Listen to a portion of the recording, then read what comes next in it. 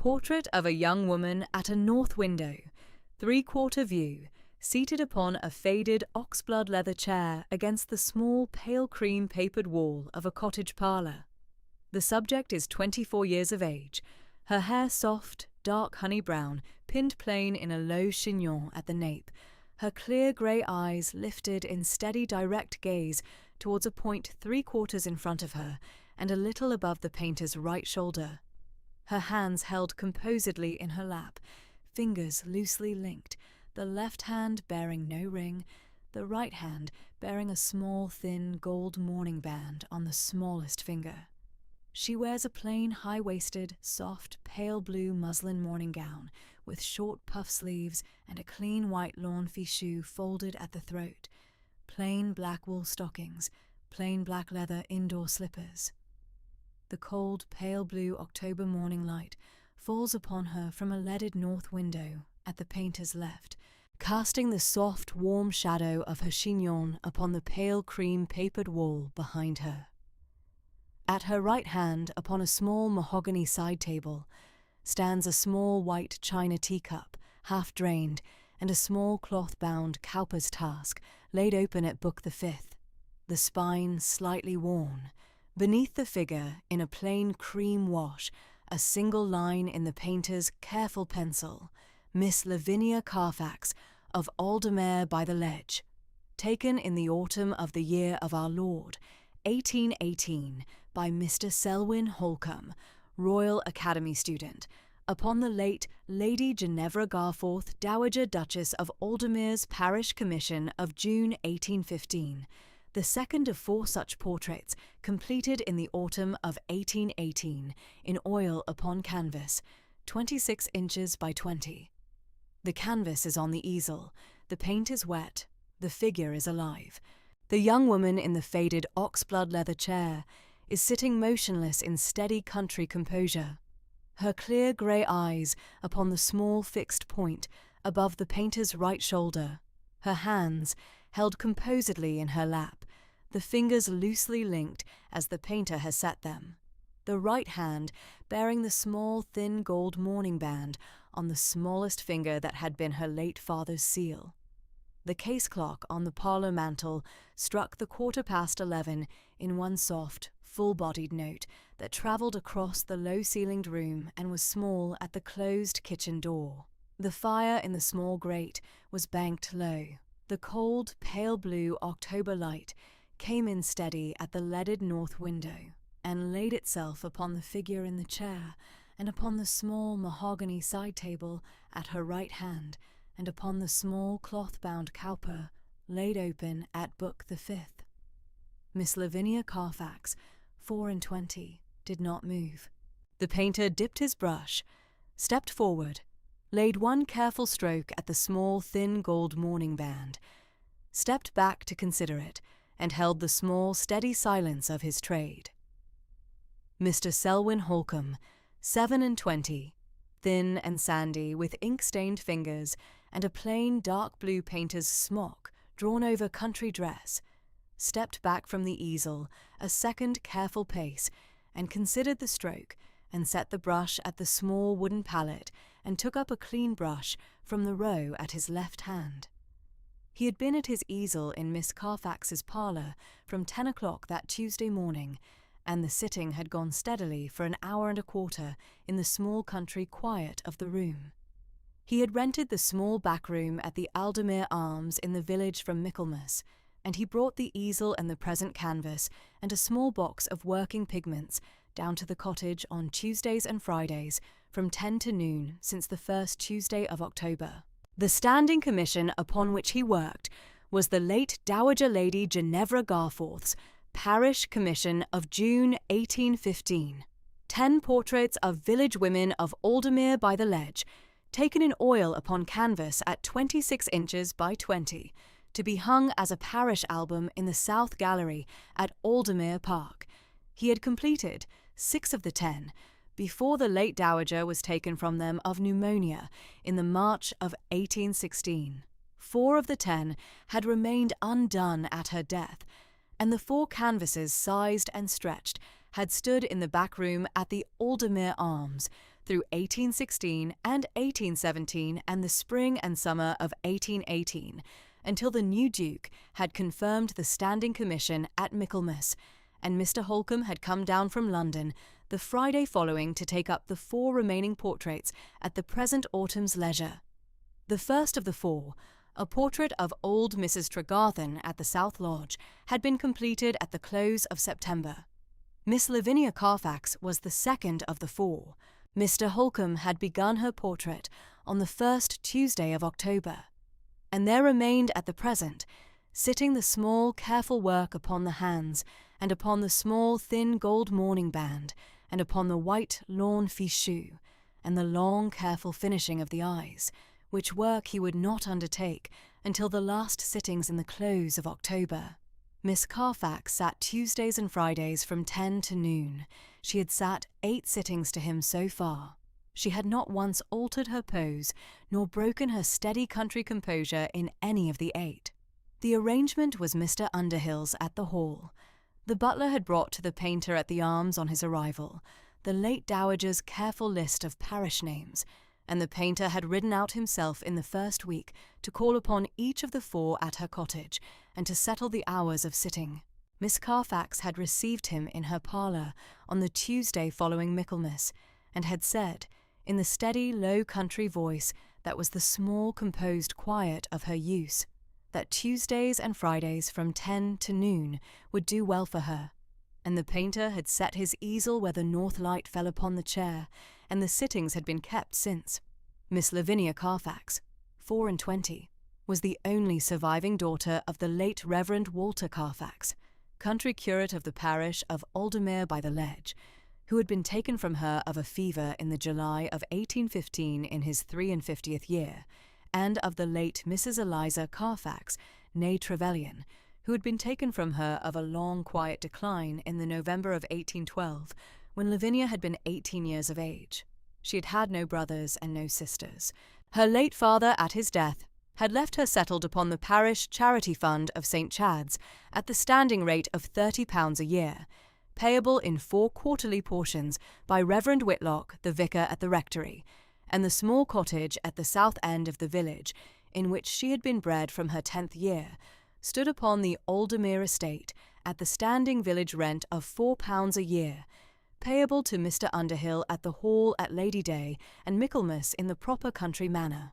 She had had, therefore, £26 clear in the year since her father's death 3 years past, with which she had kept herself in the small, careful country, quiet of a curate's orphan in a village cottage, paying her village washing-woman at 4p the week, paying the village baker for her bread at 5p the week, and taking her milk and her butter at the cottage door from the Aldermere home farm dairymaid at no charge whatever by the standing kindness of the late dowager, continued by the new Duke at his confirmation of his mother's parish charities at Michaelmas of 1816. She kept no servant. She had a daily woman, Mrs. Trent, the carpenter's widow at the village green, who came in at 7:30 of the morning to lay the fire, and to set the kitchen parlour to rights, and to take in the milk, and who went away again at 9:30 when the small morning's work was done, and returned at 5 of the afternoon to draw the curtains and to bank the fire for the night. She had her father's small library upon the parlour shelf, Cowper's letters, the Spectator, Sherlock's sermons, Doddridge, the works of Mr. Pope, a small Bible in plain calf, the Book of Common Prayer, the Vicar of Wakefield, Richardson's Grandison in 7 volumes. She had her late father's small mahogany writing desk by the leaded window of the parlour. She had her late mother's small thin gold mourning band on the smallest finger of the right hand. She had her pale blue muslin gown, which had been made up for her by the village dressmaker in the spring of 1818 at 5 shillings the gown, and which she wore for the sittings, and she had 2 further plain morning gowns and a plain dark serge winter pelisse with a clean white linen collar at the throat, which served her in the village street. The morning sitting went on. The case clock ticked steadily in the small low-ceilinged room. The fire at the small grate was banked low, and gave off a small dry shifting that was not flame, but the steady glow kept up by Mrs. Trent's morning's work. The cold, pale blue October light fell steady at the leaded north window. The painter dipped his brush at the palette, stepped forward, laid one further careful stroke at the small, thin gold mourning band, stepped back, and held the small, steady silence of his trade. The young woman in the chair did not move. The brush dipped again. The brush was applied. The brush was withdrawn. The painter stepped back. The painter stepped forward. The case clock ticked. The fire shifted. From the village street came the dry country sound of a farm cart drawn slowly upon gravel and the steady country voice of the carter at the horse. The farm cart passed and was gone. The case clock struck the 11:30 in two soft, full-bodied notes. Upon the second note, a different sound came in at the leaded window from the gravel of the cottage drive. The small, dry, steady sound of two horses drawing a light carriage upon gravel. The small, steady sound of the coachman's voice at the horses. The small, dry sound of the carriage drawn up at the small, green-painted iron gate. Mr. Holcombe glanced once at the leaded window. He did not break the stroke. He dipped, stepped forward, laid the stroke, stepped back to consider it. Miss Carfax kept her pose. The case clock ticked. From the small flagged hall below came the small, dry country sound of Mrs. Trent, the daily woman, who had returned to the cottage at 11:15 on her small errand of laying the painter's tray of bread and cheese for noon, setting down what she had been at, and going to the front door at the dry sound of the knocker. The knocker sounded twice in the steady country manner, the dry sound of the bolt drawn back, the soft country voice of Mrs. Trent at the door, the small, steady country voice of a man at the step, the dry sound of two pairs of boots upon the flagged hall.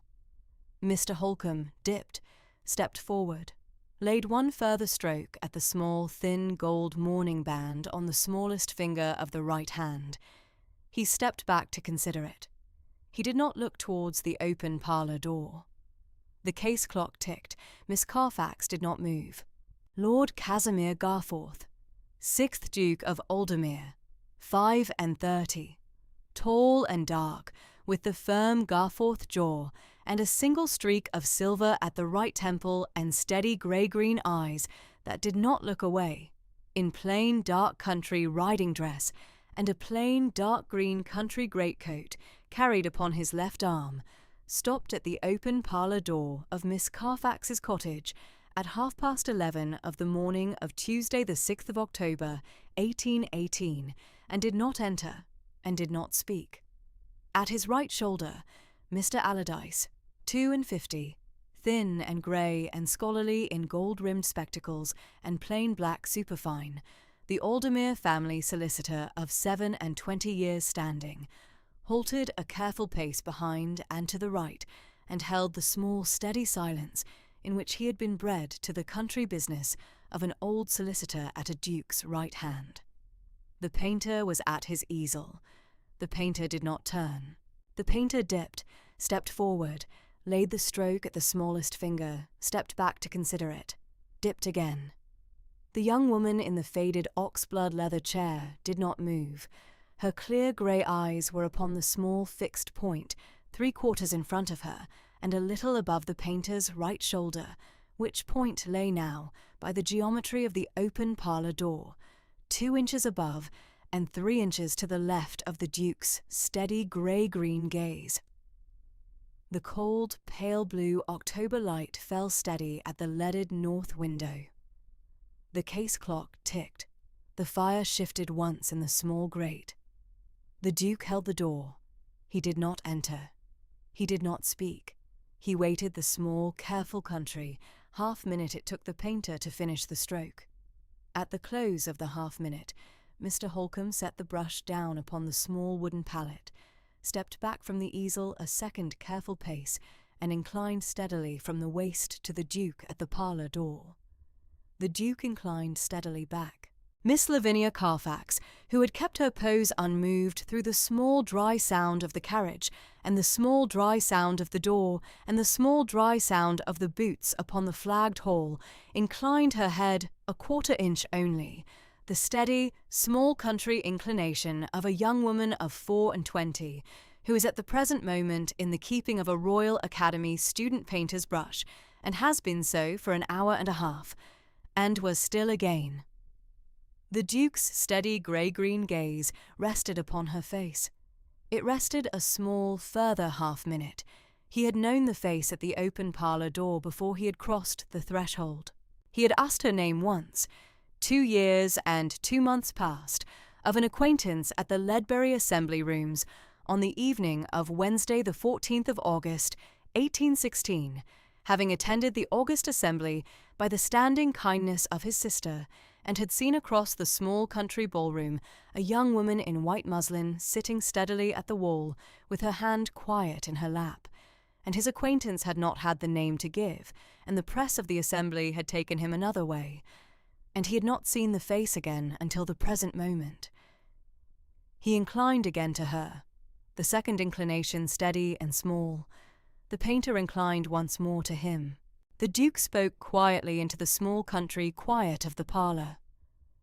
"Mr. Holcombe, I shall not keep your morning. Mr. Allardyce and I have a half-hour's business at the parish coal account, and shall withdraw to the back parlour while you finish the sitting. Miss Carfax." He inclined to her a third time, the third inclination smaller than the second. "I shall pay my respects at noon." Mr. Holcombe inclined. Miss Carfax inclined the quarter-inch a second time. The Duke turned, and Mr. Allardyce turned a half-pace behind him, and they crossed the flagged hall to the kitchen parlour at the back, where Mrs. Trent had drawn the door open on the steady country instinct of a carpenter's widow at the proper handling of a duke at a cottage door. The kitchen parlour door closed behind them in one soft click. The painter took up his brush again. He dipped. He stepped forward. He laid the stroke at the small, thin gold mourning band. He stepped back. Miss Lavinia Carfax did not move. The case clock ticked. The fire shifted. In the kitchen parlour at the back of the cottage, a small square room panelled in plain pale cream wash, with a small grate banked low and a small deal table at the centre, Mr. Allardyce took the chair at the south side of the table and drew out the parish coal account from his small black leather pocket-case, and the Duke took the chair at the north side and laid his greatcoat upon the deal sideboard, and the half-hour's business of the Aldermere Widows' Michaelmas coal allowance for the present winter of 1818 to 1819 was set forward in the steady, low voices of a Duke and his solicitor at a kitchen table at 20 minutes to 12. Mrs. Trent brought in a tray with a small white china teapot and 2 cups and the small jug of milk from the cottage door, and set it upon the deal table without speech, and went out, and the Duke poured for Mr. Allardyce, and the parish coal allowance was settled in the half-hour from 11:45 to 15:15. The Duke confirmed the standing allowance of 300 weight to each of the 11 Aldermere widows. Mr. Allardyce wrote it in the careful clerk's hand. The Duke set his name in plain black ink at the foot of the page. Mr. Allardyce closed the pocket-case.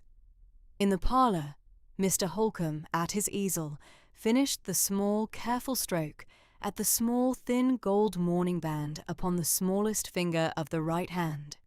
He laid down the brush at the palette. He stepped back from the easel a second careful pace, and considered the morning's work in the steady, small composure of his trade. The case clock struck 12 in the 4 soft, full-bodied notes of the country hour. Miss Lavinia Carfax drew the small, careful breath of a young woman who has held her pose 2 hours, eased her shoulders the quarter-inch she had not eased in the 2 hours, and rose from the faded ox-blood leather chair. She inclined to the painter. The painter inclined to her.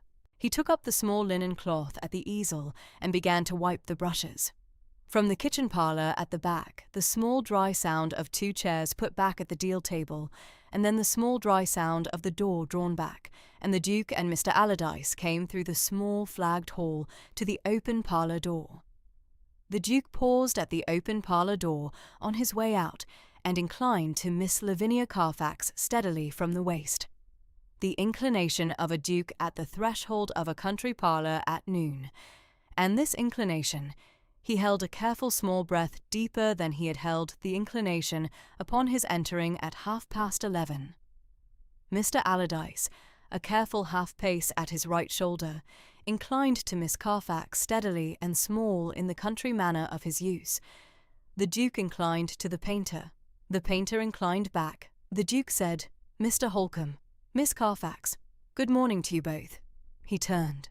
Mr. Allardyce turned. Mrs. Trent stood at the front door with the door drawn back. The two pairs of boots crossed the flagged hall and the small flagged path to the green-painted iron gate, and the carriage was set forward, and the dry sound of the two horses upon gravel went away down the village lane towards the road that led the 3 miles up to Aldermere Park, and was gone. Miss Lavinia Carfax stood a small minute where she had stood when she rose from the chair, her hands held composedly at her front, and she heard the carriage go down the lane and away. The case clock ticked. The fire shifted. Mr. Holcombe wiped his brushes in the steady country composure of his trade, and laid each in its place at the small wooden box, and folded the painter's smock, and laid it across the box, and inclined to her, and said in the steady low voice of his use, "Friday at 10 then, Miss Carfax, if that shall do." She inclined to him. "Friday at 10, Mr. Holcombe." He took up his hat from the small hall chair, and went out by the front door, and away by the village street to the Aldermere Arms, where his country dinner of bread and cold mutton and a half-pint of small beer was kept for him at the back room, at the standing arrangement of his Tuesday and Friday mornings. The case clock struck the 12:15. The cottage was quiet. Mrs. Trent went through to the kitchen parlour to clear away the 2 cups and the teapot. Miss Lavinia Carfax crossed the parlour to the small mahogany writing desk by the leaded north window and drew the chair and sat at the desk. The half-finished portrait on the easel stood 3/4 across the room from her. The wet paint, catching the cold, pale blue October light, at the small, thin gold mourning band upon the painted right hand. She sat with her hands held composedly in her lap, her clear grey eyes resting upon the small mahogany top of the writing desk. The steady country quiet of her use settled upon her as it had been settled upon her for 3 years and 3 months since her late father had been taken from her of the July fever in 1815. The case clock ticked, the fire shifted, the painted figure on the easel sat in its own steady country composure against the small, pale cream papered wall. She held the small, careful country silence of a young woman of 24, who has been recognised at the open parlour door of her own cottage at 11:30 of a Tuesday morning by a duke whose eye had rested upon her 2 years and 2 months past across a country ballroom, and who had asked her name then, and had not had it given. Wednesday the 7th of October, 1818 broke cold and pale blue at the leaded north window. Mrs. Trent came in at 7:30 and laid the fire and went away again at 9:30.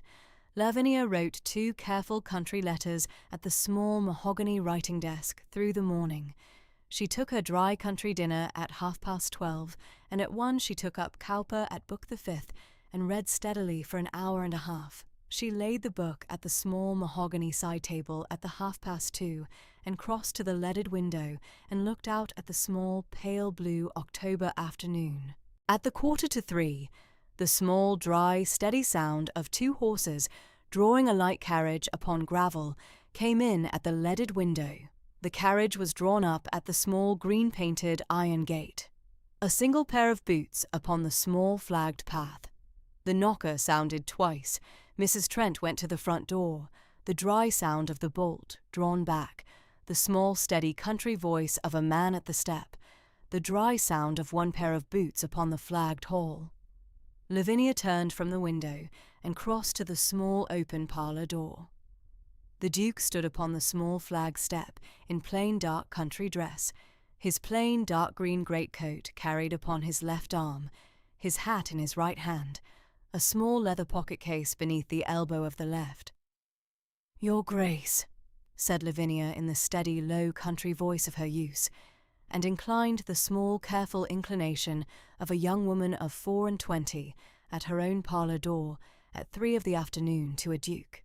"Miss Carfax," said the Duke, "I should not have called at this hour without a small piece of business at the Parish Charity Fund.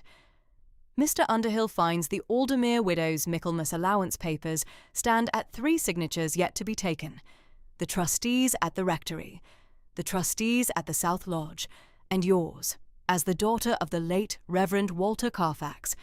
I shall not keep you a quarter of an hour." "Your Grace shall come in," said Lavinia. "Mrs. Trent shall bring tea." The Duke inclined. He stepped into the small flagged hall. Mrs. Trent took the greatcoat at the hall peg. The Duke laid his hat at the small hall chair. He crossed to the parlour and took the small wing chair at the north side of the small grate. Lavinia took the small wing chair at the south side. Mrs. Trent went to put the kettle to the fire. The case clock struck 3. "The papers, Your Grace." The Duke drew the small leather pocket case and laid out a single folded sheet upon plain laid paper. "The standing allowance of 300 weight of coal to each of the 11 Aldermere widows for the winter of 1818 to 1819. The trustee's signature at the rectory was taken yesterday. The trustee's signature at the South Lodge was taken this morning. Yours is the 3rd. And the 4th. There is no 4th at the present. Your late father stood the 4th at his death, and the standing has not been filled since. My hand was taken in his place, Your Grace, at the Michaelmas of 1816. I have set down upon the papers each year since." "You have, Miss Carfax. I beg your pardon. I had not had the papers from Mr. Underhill's careful Michaelmas reading before I left the hall, and I had thought the trusteeship still vacant. It is not. I shall sign." She took the small steel pen the Duke laid at the side table, and set down her name in the plain steady clerk's hand of a curate's daughter, Lavinia Imogen Carfax, trustee in the place of the late Reverend Walter Carfax, 7th October, 1818. The Duke blotted at the corner with the small square of pink blotting paper, folded the sheet, and laid it in the pocket case. "That shall settle it. I am obliged. It is my father's standing. There is no obligation." Mrs. Trent came in with the small white china teapot and 2 cups upon the plain pewter tray, and the small jug of milk, and a small dish of plain country shortbread, and went out. Lavinia poured. The Duke took his cup with milk, and no sugar. The case clock ticked, the fire shifted in the small grate.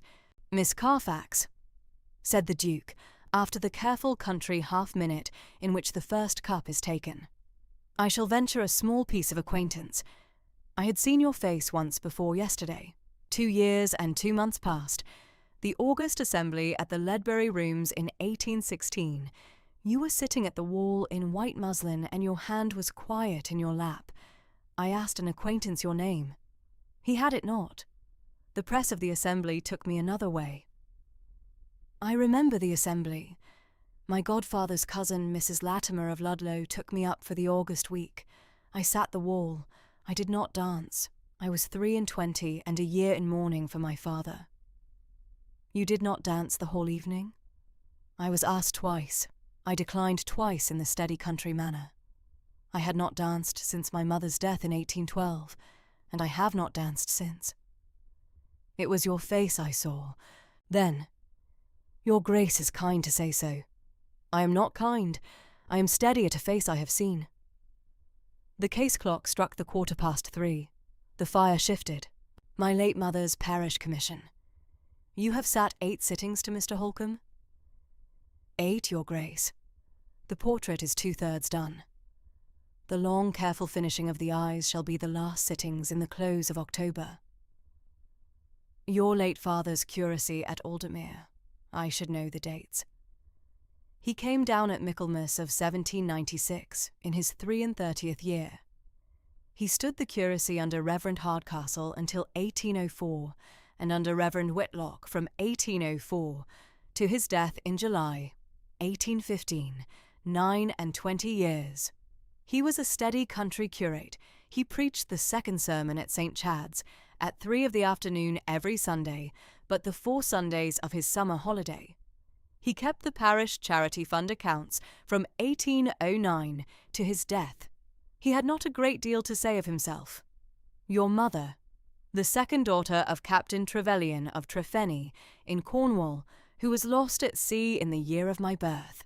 She met my father at the Cheltenham Assembly in 1792, when he was at his Oxford Fellowship, and they were married at Truro that September, and came to Aldermere at Michaelmas of 1796. She was taken from us of a long, quiet decline in the November of 1812, when I was 18. I am sorry, Miss Carfax. It is 6 years past. It is settled. The case clock struck the 3:30. The Duke set down the cup. You have no brothers and no sisters. None at present. There was a half-brother of my father's first marriage, bred at Oxford, who took orders in 1812 and stood the curacy at Frome until his death of a fall from a horse in 1814. The Duke inclined. He rose. She rose. He crossed to the open parlour door. Mrs. Trent came forward with the greatcoat. He inclined at the parlour door. She inclined. Miss Carfax, I shall venture, if I may, to call upon you on Friday afternoon at the same hour upon a small further parish question of the village school subscription. Your Grace shall be welcome at 3 on Friday. He inclined again. He crossed the flagged hall and the small flagged path to the green-painted iron gate. The carriage was set forward. The dry sound of the 2 horses upon gravel went away down the village lane and was gone. The case clock struck 4. The second sitting of the week stood at 10 on Friday morning, the 9th of October. Mr. Holcombe came down from the Aldermere Arms and set the easel where the cold, pale blue October light fell upon the chair.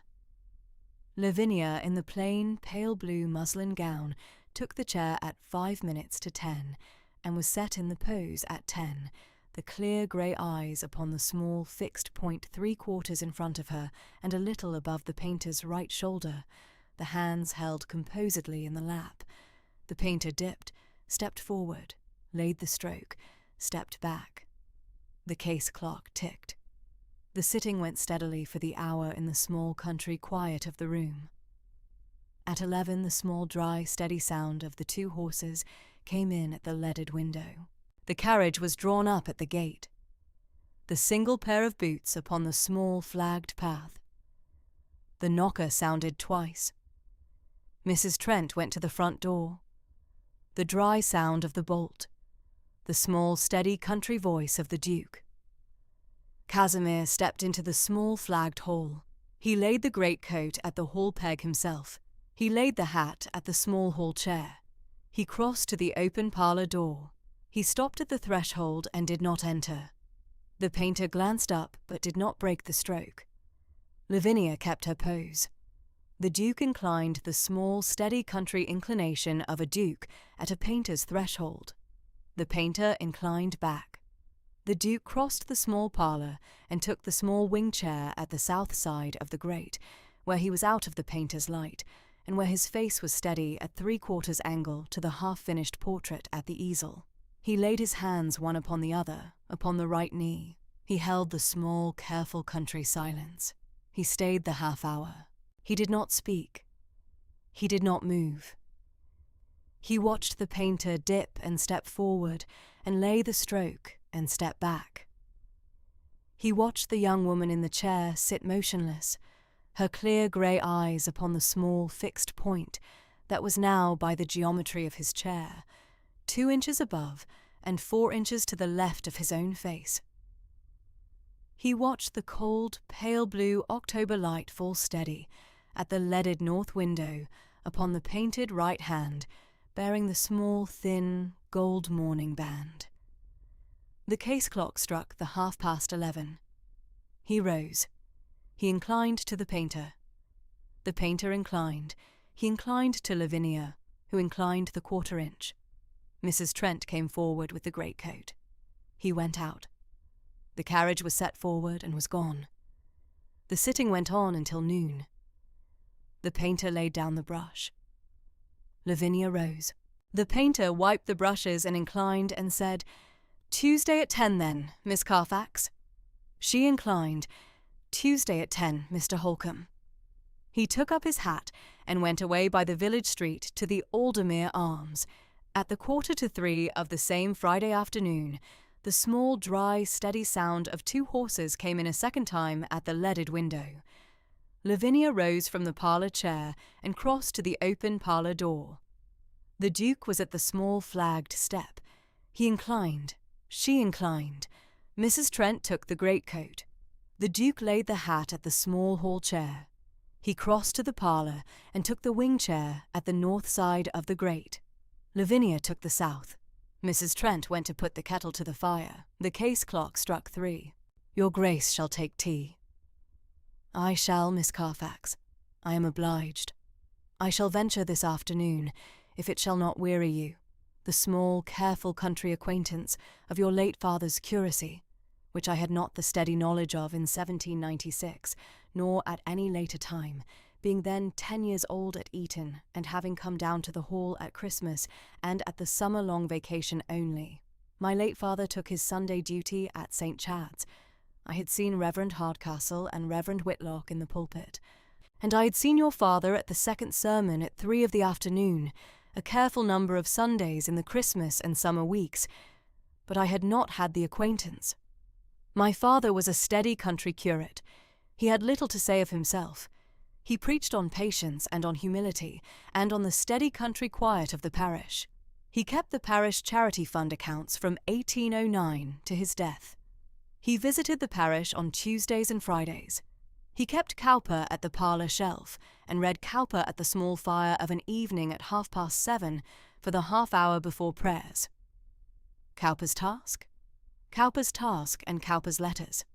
He held that Cowper was the steady country quiet of an English clergyman's reading, and that no clergyman who was settled upon Cowper should be wanting in the small, careful country composure of the parish duty. My late mother kept the task at her dressing-table. She did. Mr. Holcomb told me at the second sitting that the late dowager had said to him in the spring of 1815 that the parish commission was to be taken at the steady country composure of the village women at their own parlours, with each subject's own steady country reading laid open at the side-table. The Cowper at my side-table at the sittings is my own at Book the 5th. It is the task my mother kept. It is. Mrs. Trent brought the tea. Lavinia poured. The Duke took the cup with milk and no sugar. The case clock ticked. The fire shifted. Your father's reading beyond Cowper. Sherlock's Sermons. Doddridge's Rise and Progress. The Spectator. Mr. Pope. A Small Bible in Plain Calf. The Book of Common Prayer. The Vicar of Wakefield. Richardson's Grandison in 7 volumes. He read Grandison once through every winter, at the small fire from 7:30 for the half-hour before prayers, from October to March. He held that Grandison was the steady country quiet of an English gentleman's conduct. And you have read Grandison? I have, once through every winter at my father's reading from my 14th year until his death. I have not read it since. The case clock struck the 3:30. The Duke set down the cup. He drew out a small folded sheet upon plain laid paper. The village school subscription for the winter of 1818 to 1819. The trustee's signature at the rectory and the trustee's signature at the South Lodge are taken. I should be obliged for yours. I shall sign. She signed. He blotted. He folded. He laid the sheet in the pocket-case. He rose.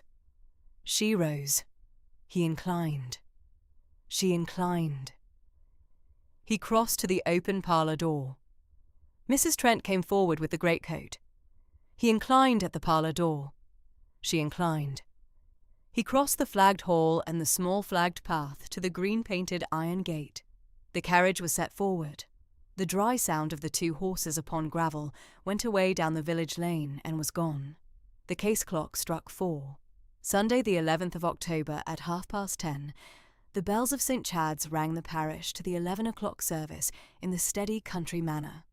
Lavinia walked the half-mile from the cottage, at the south end of the village, to the church porch in the plain dark serge winter pelisse, with the clean white linen collar at the throat, and her plain Sunday bonnet in plain dark straw with a plain black ribbon. She took her standing seat at the curate's widow's pew at the south transept, 3 pews back from the family pew of the hall. The hall pew was occupied by the Duke alone, his sister and brother-in-law, not yet come up from Shropshire Hall. Reverend Whitlock, white-haired country clergyman in plain black cassock and gold-rimmed spectacles, took the service in the steady country voice of his use. The lessons were read, the Te Deum was sung, the sermon was preached steadily on the second epistle to the Thessalonians, chapter the 3rd, the careful country quiet of a parish clergyman who has preached upon patience for 30 Septembers. The blessing was said. The bells rang the parish out at 12:30. Lavinia came out at the church porch and stood the careful country, half-minute at the side, for Reverend Whitlock to take the parish hands. The Duke came out a careful half-pace behind. He inclined to the vicar. He inclined to the parish. He turned to Lavinia. "Miss Carfax, I shall walk you back to the cottage, if it shall not weary you. Your Grace shall be welcome." He stepped to her side. They came down the small flagged path of the churchyard at the steady country pace, the parish drawn back at the careful country half-pace, and out at the Lich Gate to the village street. The street ran the half-mile from the Lich Gate to the south end of the village, where the cottage stood. The Duke kept the steady country pace. Lavinia kept beside him. The village pews came out at their backs. The parish kept the careful country distance. The bells rang slow above them, and were stilled at the 1:45. They spoke of the sermon. They spoke of Reverend Whitlock's steady country voice. They spoke of the small, careful country Sundays of the parish in October. They did not speak of any other thing. At the small green-painted iron gate, the Duke inclined. She inclined. He waited at the gate while she crossed the small flagged path to the front door, and the door was drawn back by Mrs. Trent. She inclined a second time. He inclined back. He turned. He walked the half-mile to where the carriage waited at the church porch, and the carriage was set forward, and was gone. Tuesday the 13th of October. At 10 Mr. Holcombe set the easel and Lavinia took the chair, and the third week's first sitting went steadily for the hour and a half. At the 11:30 the carriage was drawn up at the gate. The Duke crossed to the open parlour door and stopped at the threshold and inclined to the painter and to Lavinia, and took the wing chair at the south side of the grate. He stayed the half-hour. He did not speak. The case clock struck 12. He rose. He inclined. He went. The sitting was done. Friday the 16th of October. At 10 the painter set the easel, and the sitting went steadily for the hour and a half. At the 11:30 the Duke came in and took the wing chair at the south side of the grate, and watched the painter and the young woman in the chair until noon, and inclined and went. He was come back at 3 of the afternoon with Mr. Holcombe at his right shoulder. Holcombe had taken his dinner of bread and cold mutton at the Arms, and had returned on the Duke's standing request that the painter should join the afternoon tea for a small, careful country reading of the half-finished portrait. The 3 of them sat at the small mahogany side table, the Duke and the painter and Lavinia, and Mrs. Trent brought the tea. The painter spoke steadily, and at a length not customary with him, of the small, careful country composition of the second of the 4 portraits, and of the next 4 sittings, in which the long, careful finishing of the eyes should be undertaken. The Duke listened. Lavinia listened. The painter said the portrait should be done at the close of October, by Tuesday the 27th at the latest, and that the canvas should dry through the winter and be varnished and framed and hung in the South Gallery at Aldermere Park, beside the other 9 in the spring, The Duke confirmed the standing. He rose at the 3:30. He inclined to Lavinia. He inclined to the painter. Holcombe stayed a quarter of an hour further to settle the small wooden box of working pigments at the parlour chest. The case clock struck 4. Sunday the 18th of October at 4:30 of the afternoon, Lavinia came out at the church porch of St. Chad's from the 3 o'clock second service. Reverend Whitlock had taken the second sermon in the steady country voice of his use upon the second book of Samuel, chapter the 12th. The Duke came out a careful half-pace behind. He inclined. He stepped to her side at the lich gate. They walked the half-mile to the small green-painted iron gate at the south end of the village, at the steady country pace of a duke and a young woman of 24 in plain dark country dress on the cold, pale blue October Sunday afternoon. They spoke of Cowper. The Duke had taken Book the Fifth from the parlour at the close of his Friday afternoon and had read steadily through the night before. He spoke of the passage at the close upon the steady country quiet of the country parish. Lavinia spoke of the passage at the opening upon the steady country quiet of the country morning. Lavinia spoke of her father's reading of the passage in the winter of 1814 at the small parlour fire at 7:30 before prayers. The Duke did not press. He did not declare. At the small green-painted iron gate, he inclined. She inclined. He waited while she crossed to the front door. She inclined a second time. He inclined back. He turned. He walked the half-mile to where the carriage waited at the church porch, and was gone. The case clock at the cottage struck 5. Tuesday the 27th of October, 1818 broke cold and pale blue at the leaded north window of the cottage parlour. Mrs. Trent came in at 7:30 and laid the small fire and went away at 9:30. Mr. Holcombe came down from the Aldermere Arms at the 9:45, with the small wooden box of working pigments and the small linen cloth and the row of clean brushes carried at his arm in the steady country manner of his use, and set the easel where the cold, pale blue October light fell upon the chair, and prepared the small wooden pallet at the small mahogany side table in the careful country quiet of the room. Lavinia, in the plain pale blue muslin gown, took the chair at 10:05 and was set in the pose at 10 o'clock, the clear grey eyes upon the small fixed point 3/4 in front of her and a little above the painter's right shoulder, her hands held composedly in her lap, the fingers loosely linked, the right hand bearing the small thin gold mourning band on the smallest finger that had been her late father's seal. The case clock struck 10 in the small, careful country notes of the hour. The sitting was the 12th of the 12. It was the fourth and last of the long, careful sittings at which the painter had taken the eyes. The eyes had been laid at 3 sittings of the fortnight past in the steady, careful country composure of the painter's trade. The soft, dark, honey-brown lashes first, then the steady country grey of the iris at 3 careful tones of the morning light, then the small fixed point of the pupil at the long, careful pause of the steady, direct gaze. There remained at the present, sitting the small, careful country finishing. A small last stroke at the small, thin gold mourning band on the smallest finger of the right hand, a small last stroke at the corner of the painted Cowper at the painted side table, the painter's name and date at the lower right corner of the canvas in plain dark pencil, to be set in plain dark ink at the close.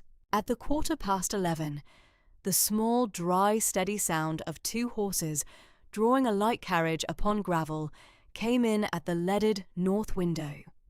The carriage was drawn up at the small green-painted iron gate. A single pair of boots upon the small flagged path. The knocker sounded twice in the steady country manner. Mrs. Trent went to the front door. The dry sound of the bolt drawn back. The small, steady country voice of the Duke at the step. The dry sound of 1 pair of boots upon the flagged hall. Casimir crossed to the open parlour door and stopped at the threshold and did not enter. The painter glanced up but did not break the stroke. Lavinia kept her pose. Casimir inclined the small, steady country inclination of a duke at a painter's threshold. The painter inclined back. Casimir crossed the small parlour at the steady country pace and took the small wing chair at the south side of the small grate, where he had taken his chair on Friday the 16th of October, and on the Tuesday following, and on the Friday following, and at each of the 5 sittings since, and laid his hands one upon the other upon the right knee, and held the small, careful country silence of his use at the sittings. The painter dipped the brush at the palette. He stepped forward. He laid the small, last, careful stroke at the small, thin gold mourning band on the smallest finger of the right hand. He stepped back the second careful pace to consider it. He held the small, steady silence of his trade, a careful country half-minute. Then he laid the brush at the small wooden palette and took up a clean brush and dipped at the painted cowpair and laid the small last stroke at the corner of the painted side table and stepped back again. He held the small, steady country half-minute. He laid the brush at the palette. He took up the small dark pencil from the small wooden box at the chair back. He stepped forward to the lower right corner of the canvas and set in plain dark pencil at the lower right corner the steady, careful clerk's line of the painter's trade. S. Holcomb, R.A.S.A.D., 1818. He stepped back the second careful pace.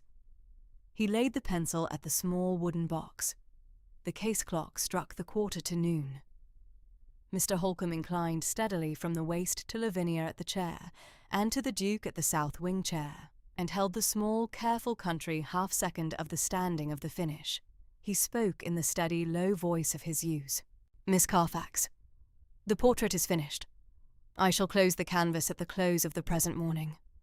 The paint shall dry through the winter at the south back room at the Arms.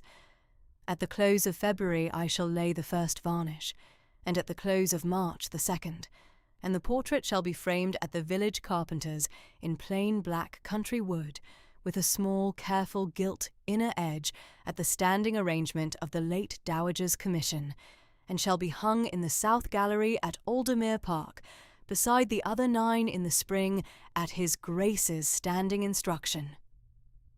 Casimir rose from the south wing chair. He inclined steadily from the waist to the painter. He inclined to Lavinia, who inclined the quarter-inch of her head at the chair without breaking the pose. He spoke in the steady, low country voice of his use. "Mr. Holcomb, I am obliged. The portrait shall hang as the second of the 4 in the present autumn's work, and as the 7th of the 10 of my late mother's commission, in the place she had marked at the South Gallery at her writing desk in the spring of 1815. I have her plan in plain dark ink at the family Bible. I shall send word to the village carpenter at the close of February. The varnishing and the framing shall be done at the standing arrangement. The portrait shall be hung in the spring." Mr. Holcomb inclined. Casimir inclined. Lavinia drew the small, careful breath of a young woman who has held her pose 2 hours, eased her shoulders the quarter-inch she had not eased in the 2 hours, and rose from the faded oxblood leather chair. She inclined to the painter. The painter inclined back. The case clock struck noon. The painter stood at the easel, a careful country half-minute at the close. He took up the small linen cloth and wiped the brushes at the steady country composure of his trade, and laid each in its place at the small wooden box. He folded the small wooden palette and laid it at the box. He set the small linen cloth at the easel. He stepped back the second careful pace, and considered the finished portrait at the easel, the young woman in the faded oxblood leather chair against the small pale cream-papered wall, the clear grey eyes lifted in steady direct gaze at the small fixed point 3/4 in front of her and a little above the painter's right shoulder, the hands held composedly in the lap, the right hand bearing the small thin gold mourning band on the smallest finger. He inclined steadily once at the finished work in the careful country manner of a Royal Academy student at the close of a portrait taken at the standing commission of a late Dowager Duchess. Mrs. Trent brought in the small tray with the small white china teapot and 3 cups upon the plain pewter tray, and the small jug of milk and a small dish of plain country shortbread, and set it at the small mahogany side table, and went out. Lavinia poured. The Duke took his cup with milk and no sugar. The painter took his cup with milk and 1 spoonful of sugar. The 3 of them stood the careful country quarter hour at the small mahogany side table at the close of the 12th sitting, and spoke in the steady, low voices of country use of the small, careful country composure of the painter's 12 mornings at the cottage parlour from the first Tuesday of October to the present.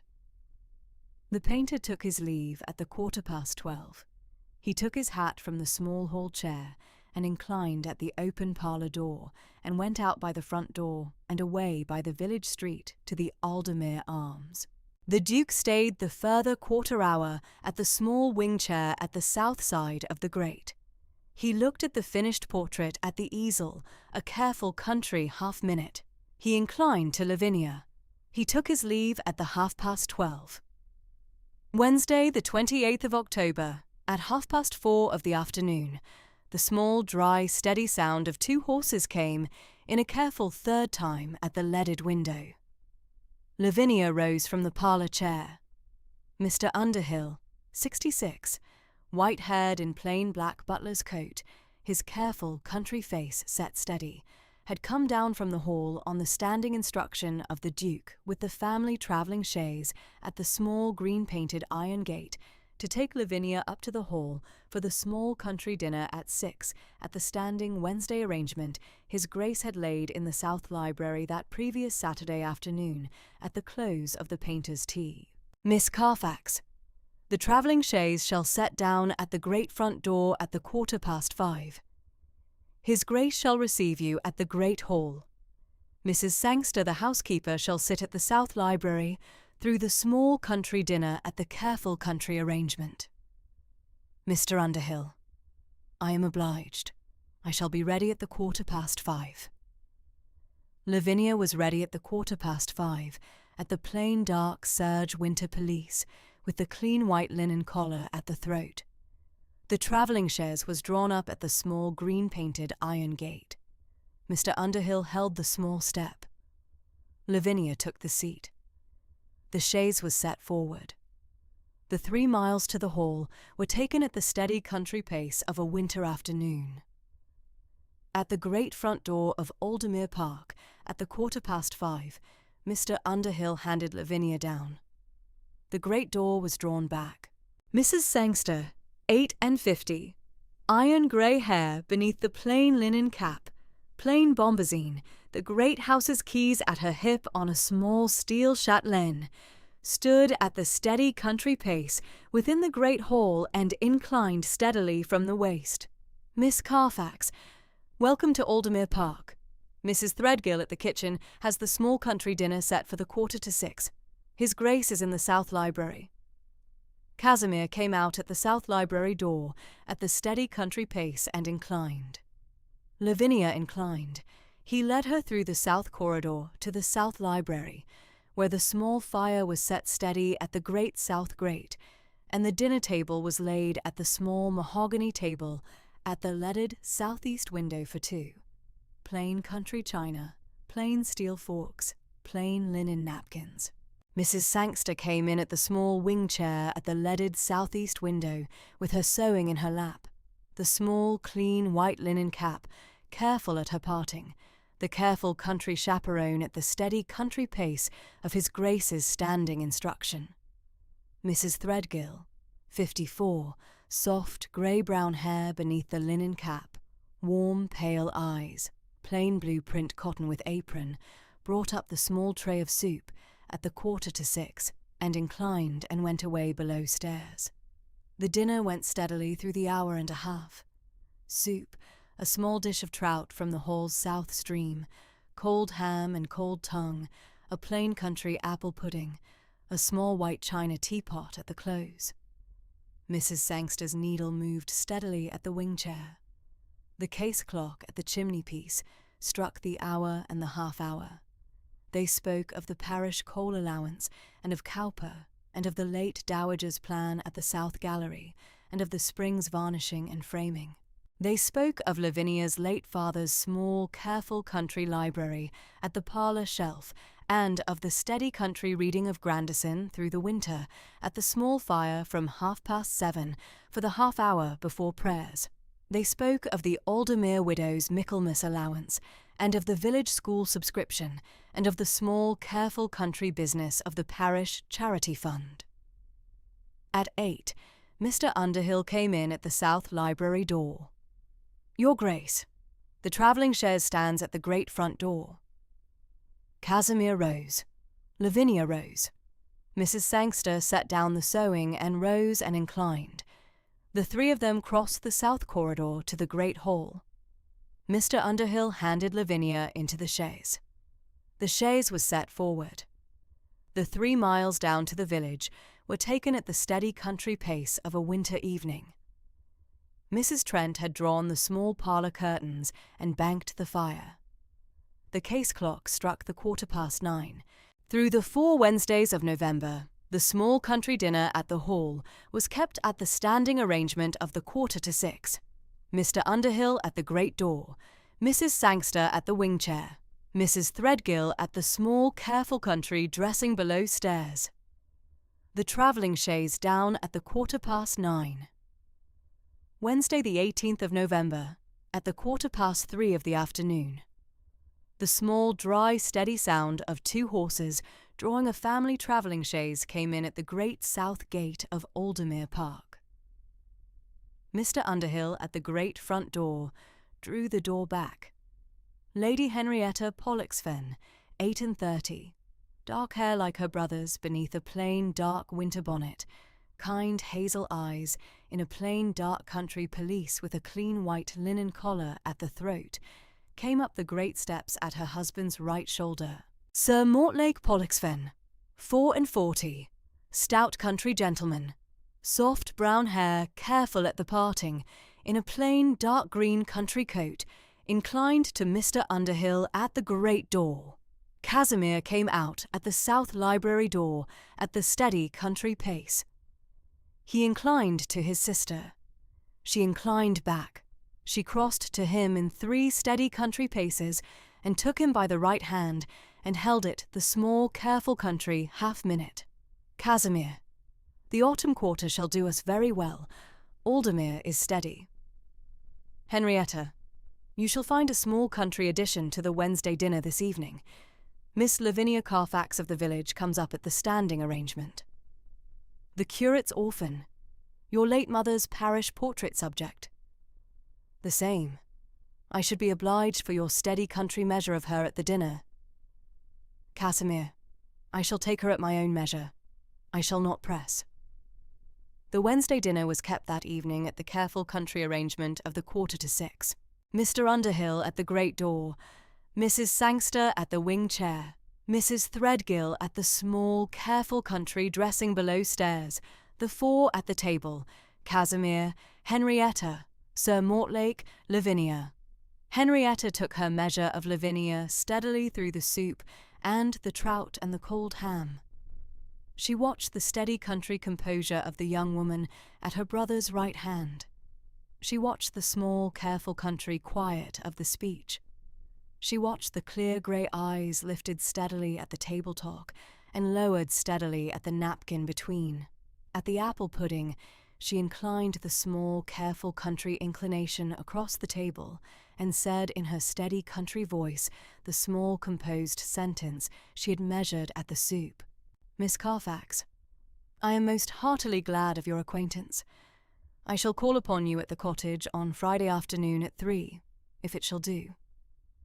Lady Henrietta, I shall be most happy to receive your ladyship at 3 on Friday." Sir Mortlake inclined steadily from his chair at the steady country pace of a country gentleman of 44, whose wife has measured the matter and approved it warmly. He said in his steady country voice, "Miss Carfax, I am most heartily glad."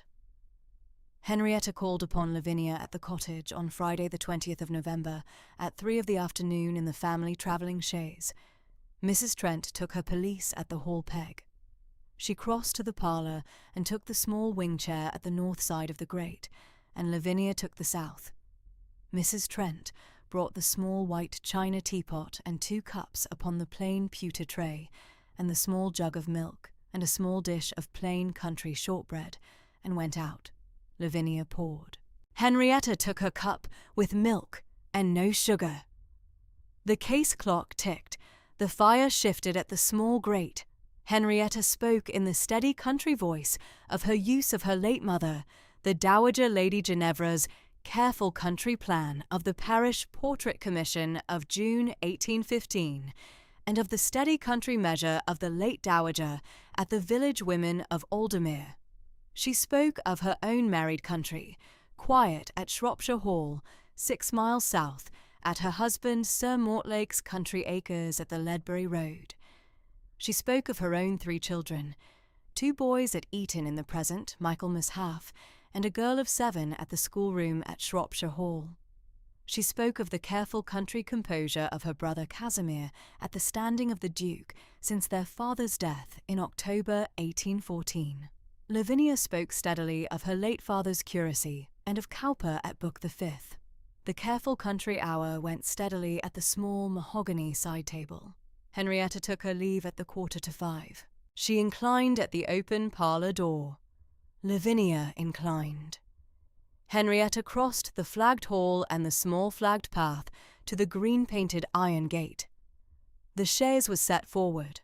The dry sound of the 2 horses upon gravel went away down the village lane and was gone. The case clock struck 5. Through the 4 Wednesdays from the 18th of November to the 9th of December, the small country dinner at the hall was kept at the standing arrangement. The 4 at the table, Casimir, Henrietta, Sir Mortlake, Lavinia, Mrs. Sangster at the wing chair, Mr. Underhill at the great door, Mrs. Threadgill below stairs, the travelling chaise down at the 9:15, the South Library readings of Cowper at the Sunday afternoons, the Duke walking Lavinia back from St. Chad's after the 11 o'clock service, the half-mile to the cottage at the small flagged path, the parish drawn back at the careful country half-pace, the village taking its steady country measure of the matter at the church porch and at the village green, and at the small careful country gossip of Mrs. Trent's morning's work. Sunday the 6th of December, 1818 broke cold and pale grey at the leaded south windows of St. Chad's, Aldermere by the Ledge. The bells rang the parish to the 11 o'clock service at 10:30 in the steady country manner. The parish came up in the small, careful country dress of an Advent Sunday in plain dark wool, and plain dark serge in the 11 pews of the south aisle and the 11 pews of the north aisle. The hall pew at the chancel north stood open at Mr. Underhill's standing arrangement. Casimir came in at the chancel north door at the 11:15, with Lady Henrietta at his right side, and Sir Mortlake at her right shoulder, and Lavinia at his left, the careful country half-pace, in the plain dark serge winter pelisse, with the clean white linen collar at the throat, and the plain dark straw Sunday bonnet with the plain black ribbon. He handed Lavinia into the hall pew at his left side, at the small, careful country invitation of his standing word at the close of the Wednesday dinner.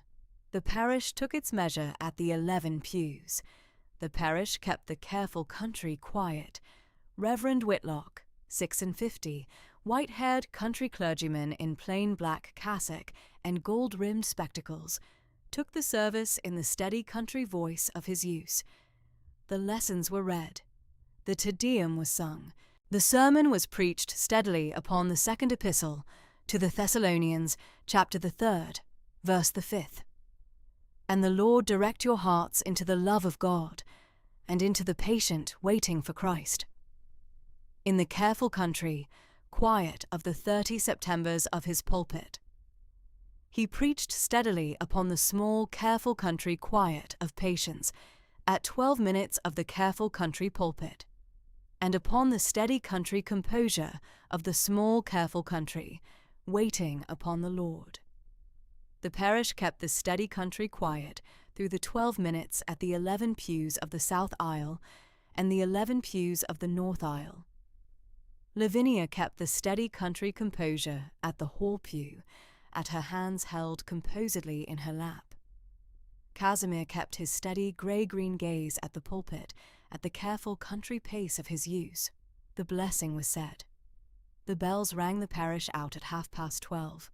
The parish came out at the south porch in the careful country line, and took its measure of the matter at the small careful country, half-minute at the lich gate, the village wives at the steady country composure of the curate's widow's pew, and the village men at the steady country composure of the south aisle wall. The matter was measured. Tuesday the 8th of December, 1818 broke cold and pale grey at the leaded southeast windows of the South Library at Aldermere Park. The fire was set steady at the great south grate. Casimir had taken his careful country breakfast in the small breakfast room at the south corridor at the 8:15 in the steady country quiet of his use, and had crossed at the 9:30 to the South Library, where Mr. Underhill had laid out the small careful country morning's letters at the small mahogany side table. A letter from Lady Henrietta at Shropshire Hall on the small country matter of the Christmas dinner at Aldermere Park, a letter from the steward at the home farm upon the present winter's cattle, a letter from the parish at St. Chad's upon the Advent collection. Casimir read them steadily through the half-hour to the 10:15, and laid each at the small, careful country, answering pile at the writing table for the steady country answering of the afternoon. At the 12:45, the small, dry, steady sound of 2 horses drawing a hired post-chaise upon gravel, came in at the leaded southeast window. The chaise was not the Aldermere travelling chaise. Casimir set down the steel pen at the writing table. The chaise was drawn up at the great front door of Aldermere Park. The great door was drawn back at Mr. Underhill's standing arrangement. The small, steady country voice of a man at the step. The dry sound of one pair of boots upon the great flagged floor. Mr. Underhill crossed the great hall at the steady country pace of his 28 years of butler's standing, and came up the south corridor to the South Library door at the 12:45, and inclined steadily from the waist. "Your Grace, Sir Brendan Wycherley of Audley Street, London, has alighted at the great front door from a hired post-chaise of the Ledbury Arms with a small leather pocket-case at the elbow. He carries a letter at the inner pocket of the coat. He desires the careful country half-hour of his Grace upon a small matter of family business. He has not sent word in advance. He has not stood in this house since the funeral of the late 5th Duke at the October of 1814. Casimir laid down the steel pen at the writing table. He took the small, careful, country half-second of the standing of the threshold. He spoke in the steady, low-country voice of his use. "Mr. Underhill, show Sir Brendan to the morning room. Send word to Mr. Allardyce at the steward's office at the south wing that I shall be obliged for his careful country presence at the morning room at the 12:15. Send up the small white china teapot and 2 cups at the standing arrangement of a small country call. Your Grace." Mr. Underhill withdrew. Casimir rose from the writing table and crossed the south corridor to the morning room at the east front of the hall, where the small fire was set steady, and the small mahogany table at the centre stood plain at the steady country composure of his use. Sir Brendan Wycherley, 49, florid and oily, primrose waistcoat beneath plain dark country coat, a quizzing-glass on a plain black ribbon at the right hand, his soft, pale, yellow-brown hair, careful at the parting, stood at the small grate at the steady country pace of a London gentleman of 49, whose call at his country cousin's hall has been unannounced. Sir Brendan inclined steadily from the waist at the morning room. Casimir inclined back, the careful country inclination of a duke at his own morning room at the 12:45. He gestured at the small wing chair at the south side of the small grate. Sir Brendan took the chair. Casimir took the wing chair at the north side. Sir Brendan laid the small leather pocket-case at the small mahogany table. "Cousin Aldermere," I should not have called without sending word, but the matter is of a small country urgency. I have a letter at the inner pocket from my own solicitor at Furnival's Inn, Mr. Stainforth, upon the late Dowager Lady Ginevra's Parish Portrait Commission of June 1815. Indeed, Mr. Stainforth has had the standing of the matter from a careful country inquiry at the Aldermere estate accounts laid by a clerk of his at Ledbury at the close of October. The £400 settled at the commission upon Mr. Holcombe, the painter, is shown at the Aldermere general accounts at the spring quarter of 1815 at the standing of the estate funds.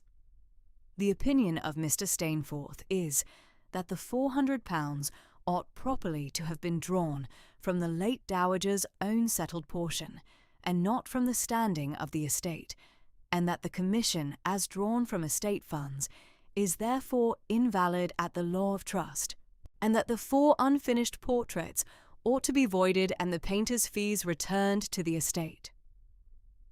Sir Brendan laid the letter from the inner pocket of the coat upon the small mahogany table. The folded letter was sealed in plain red wax at the lower edge with the small impression of a Furnival's Inn clerk's seal.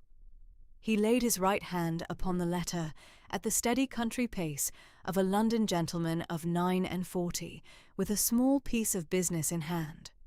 At the 1:15 noon, the small dry sound of the morning-room door drawn back, Mr. Underhill at the threshold, Mr. Allardyce, 52, thin and grey and scholarly in his gold-rimmed spectacles and his plain black superfine, the Aldermere family solicitor of 27 years' standing, the small, careful country answering pile of papers at his right arm in a plain black leather case, inclined steadily at the morning-room door.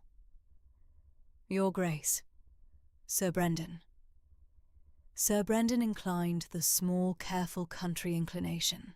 Mr. Allardyce crossed to the small mahogany table at the steady country pace of a country solicitor at the morning-room of his Duke.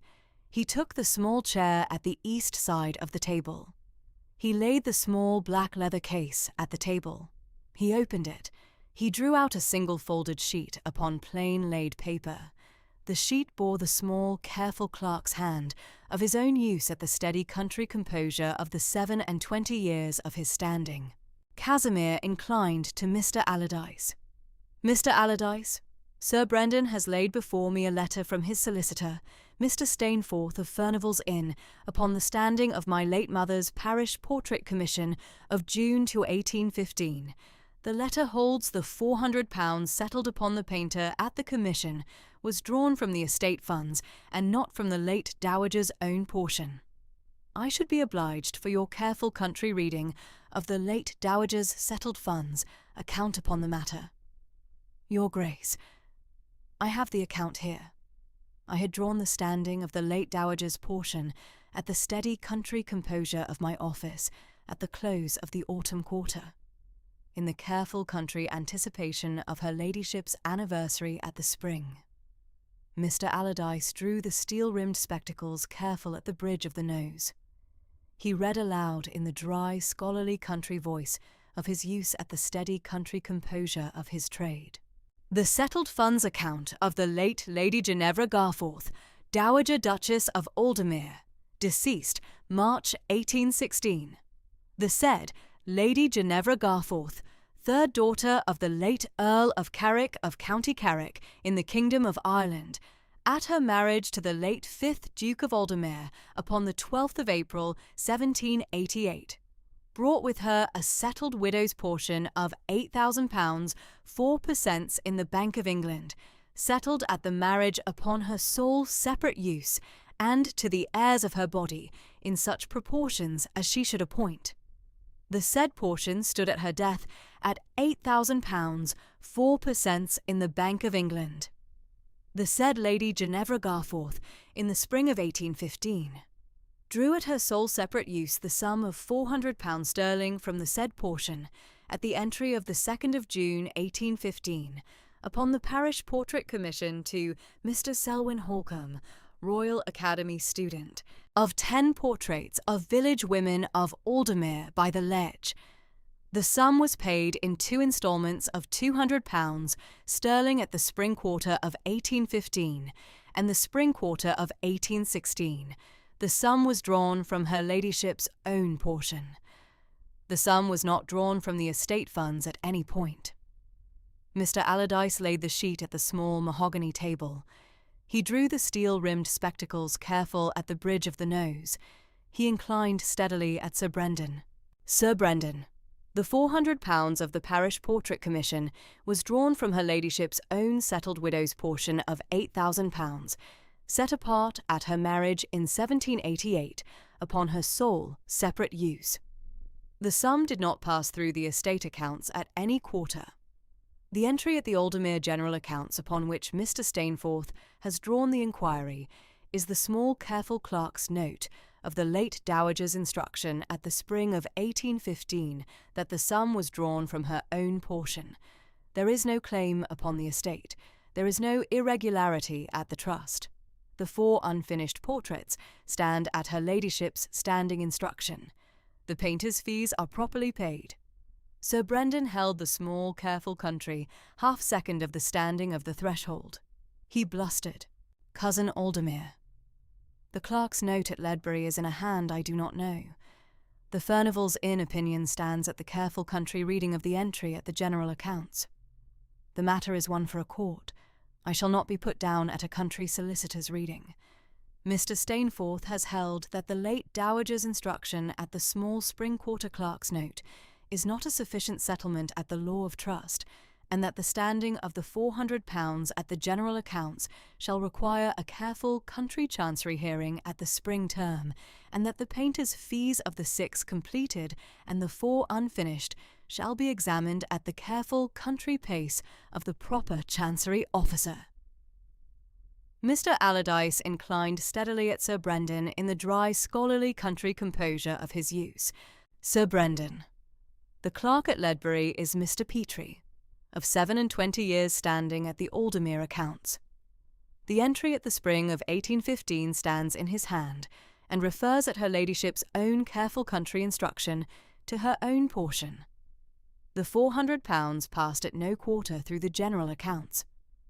The £200 of the spring of 1815 was paid at her ladyship's own draft upon her bank at Coates and Company of the Strand at the date of the 2nd of June 1815. The £200 of the spring of 1816 was paid at her standing instruction left at her writing desk at her death, drawn upon Coates at the 8th of April 1816. The drafts at Coates and Company stand at the careful country reading. I have the careful country copies of the 2 drafts at the steady country composure of the office. Casimir held the small, careful country half-second of the standing of the threshold at the wing-chair at the north side of the small grate. He set down the cup of small white china tea at the small mahogany table. He rose at the steady country pace of his use. He stood at the small grate, facing Sir Brendan at the small wing-chair at the south side, his right hand laid steady upon the carved mahogany shelf of the chimney-piece. He spoke in the steady, low country voice of his use the small, composed 8 sentences of his country dismissal. Sir Brendan, you have my answer in a single sentence. My late mother's portrait commission was drawn from her own settled widow's portion. You have no claim upon any of the present matter. Mr. Underhill, his lordship is leaving us. Good morning. Mr. Underhill, who had stood the small, careful country, half-second of the standing of the threshold at the morning-room door at the steady country composure of his 28 years' standing, inclined steadily from the waist at the door. Sir Brendan, if you shall be good enough to come with me. The hired post-chaise stands at the great front door. Your small country dinner shall be sent up at the Ledbury Arms at the standing arrangement of the chaise. Sir Brendan rose from the small wing-chair at the south side of the small grate. He took up the folded letter from the small mahogany table. He laid the quizzing-glass at the plain black ribbon at the right hand at the steady country pace of his use. He inclined the small, careful country inclination of a London gentleman of 49, whose small country business has been dismissed in a single sentence at his country cousin's morning-room. He did not speak. He crossed the morning-room at the steady country pace of his use. Mr. Underhill drew the door back. Sir Brendan crossed the south corridor and the great hall at the steady country pace of Mr. Underhill at his right shoulder. The great front door was drawn back. The hired post-chaise stood at the gravel. Sir Brendan took the small step. The chaise was set forward. The dry sound of the two horses upon gravel went away down the great south drive of Aldermere Park towards the Ledbury Road.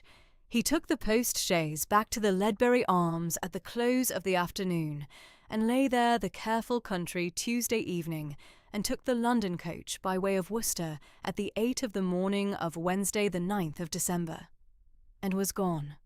That Wednesday evening, at the standing arrangement of the 5:45, the small country dinner at the hall was kept. Mr. Underhill at the great door, Mrs. Sangster at the wing chair, Mrs. Threadgill at the small, careful country dressing below stairs.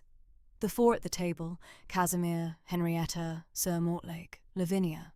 At the close of the apple pudding, Casimir laid down the small steel fork at his plate and looked steadily at Lavinia at his left side, and spoke in the steady, low country voice of his use the small, careful country account of the Tuesday's call. Miss Carfax, I had a London cousin at the morning-room yesterday at the 1:45. Sir Brendan Wycherley, of Audley Street. He had come down by hired post-chaise from London with a Furnival's Inn solicitor's letter upon a small piece of imagined country business at my late mother's parish portrait commission of June 1815. He held the £400 of the commission was drawn from the estate, and the 4 unfinished portraits were voided at the law of trust. Mr. Allardyce read the late Dowager's settled funds account at the morning-room, and showed the sum was drawn from her own widow's portion of £8,000, settled at her marriage in 1788. The matter was dismissed. Sir Brendan took the post-chaise back to Ledbury and the London coach this morning. There is no further country business at the matter. Lavinia listened steadily. She held her hands composedly in her lap, the fingers loosely linked, the right hand bearing the small, thin gold mourning band on the smallest finger. She inclined the small, careful country inclination of a young woman of 24 at the table of her host at the small country dinner. She spoke in the steady, low country voice of her use. Your Grace, I am obliged for the careful country account. The portrait stands at the late Dowager's own steady country instruction. The painter's morning's work shall not be disturbed. It shall not. Mr. Holcombe begins the 3rd of the 4 portraits at the village this Friday at 10. Henrietta inclined the small, careful country inclination at her brother across the table at the steady, country composure of her use. She spoke in the steady country voice of her use the small, careful country sentence of her measure of the cousin Wycherley. Casimir, I have not had Sir Brendan's name at Shropshire Hall above twice in the past 5 years. He has stood the careful country edge of the family at Audley Street since our late father's death. The matter at the morning-room was the matter of a man at the small country edge of a quarrel for his own steady country reasons. I should not be surprised at a small country London echo of the matter at the close of the month. Casimir inclined steadily at his sister. Henrietta, I shall be careful at the steady country measure of the household. Sir Mortlake inclined from the far side of the table at the steady country pace of his use. He spoke in the steady country voice of a country gentleman of 44 at the table of his brother-in-law's small country dinner. Cousin Aldermere. The matter was steady at the careful country reading. The Furnival's Inn solicitor shall not file at the careful country reading of the drafts at Coutts and Cool. The matter is steady. Lavinia inclined the small, careful country inclination at Sir Mortlake. The case clock at the chimney-piece struck the 7:30. Mrs. Sangster's needle moved steadily at the wing-chair. The careful country quiet of the small country dinner was kept. At 8, Mr. Underhill came in at the south library door. Your Grace, the travelling chaise stands at the great front door. Casimir rose, Lavinia rose, Henrietta rose, Sir Mortlake rose. Mrs. Sangster set down the sewing and rose. The household took the careful country leave. Lavinia was set down at the cottage at the 9:15. Mrs. Trent had drawn the curtains and banked the fire. The case clock struck the 9:30. Friday the 11th of December at 10 of the morning. Mr. Holcombe came down from the back room at the Aldermere Arms with the small wooden box of working pigments and the easel and the third of the 4 canvases, sized and stretched at 26 inches by 20, and crossed the village green to the cottage at the south end of the village near the village pump, where Mrs. Calder, the parish midwife of Aldermere by the Ledge, of 47, of a steady country composure at her trade of 29 years standing at the village births, took her seat at the small ladder-back chair at the leaded north window of her small parlour at 5 minutes to 10, and was set in the pose at 10. The pose was the careful country composure of a parish midwife of the village. The steady country hands held in her lap, the clean white linen apron at her front, the plain dark grey country gown beneath, the plain white linen cap at the parting, the steady country grey of her clear country eyes at the small fixed point above the painter's right shoulder. The painter dipped the brush at the palette. He stepped forward. He laid the first careful stroke at the small canvas.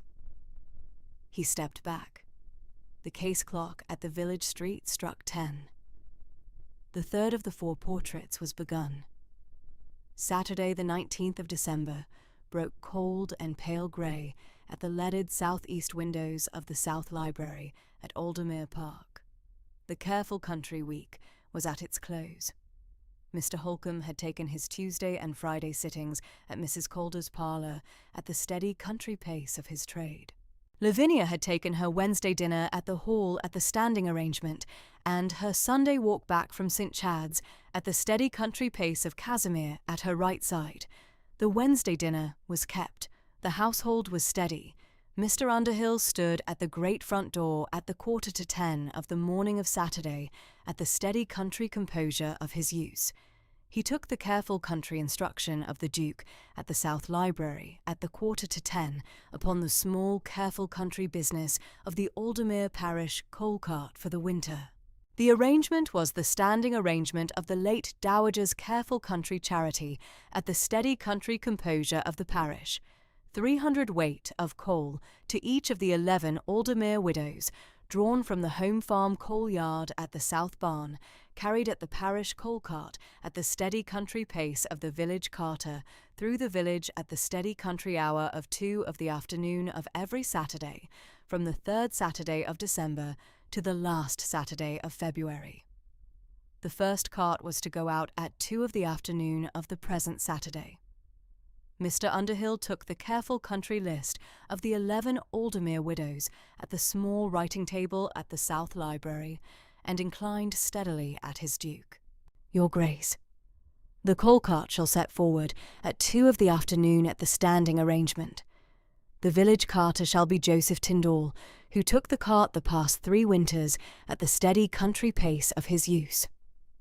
The list of the 11 Aldermere widows stands at the careful country reading. Mr. Underhill, I am obliged. The Christmas dinner of the household shall be kept at the great dining-room on Friday the 25th at 3 of the afternoon at the standing country arrangement. Mrs. Threadgill shall have the careful country composure of the dressing. Lady Henrietta and Sir Mortlake shall stay through the Christmas at the south wing. Miss Carfax shall come up at the standing of the chaise.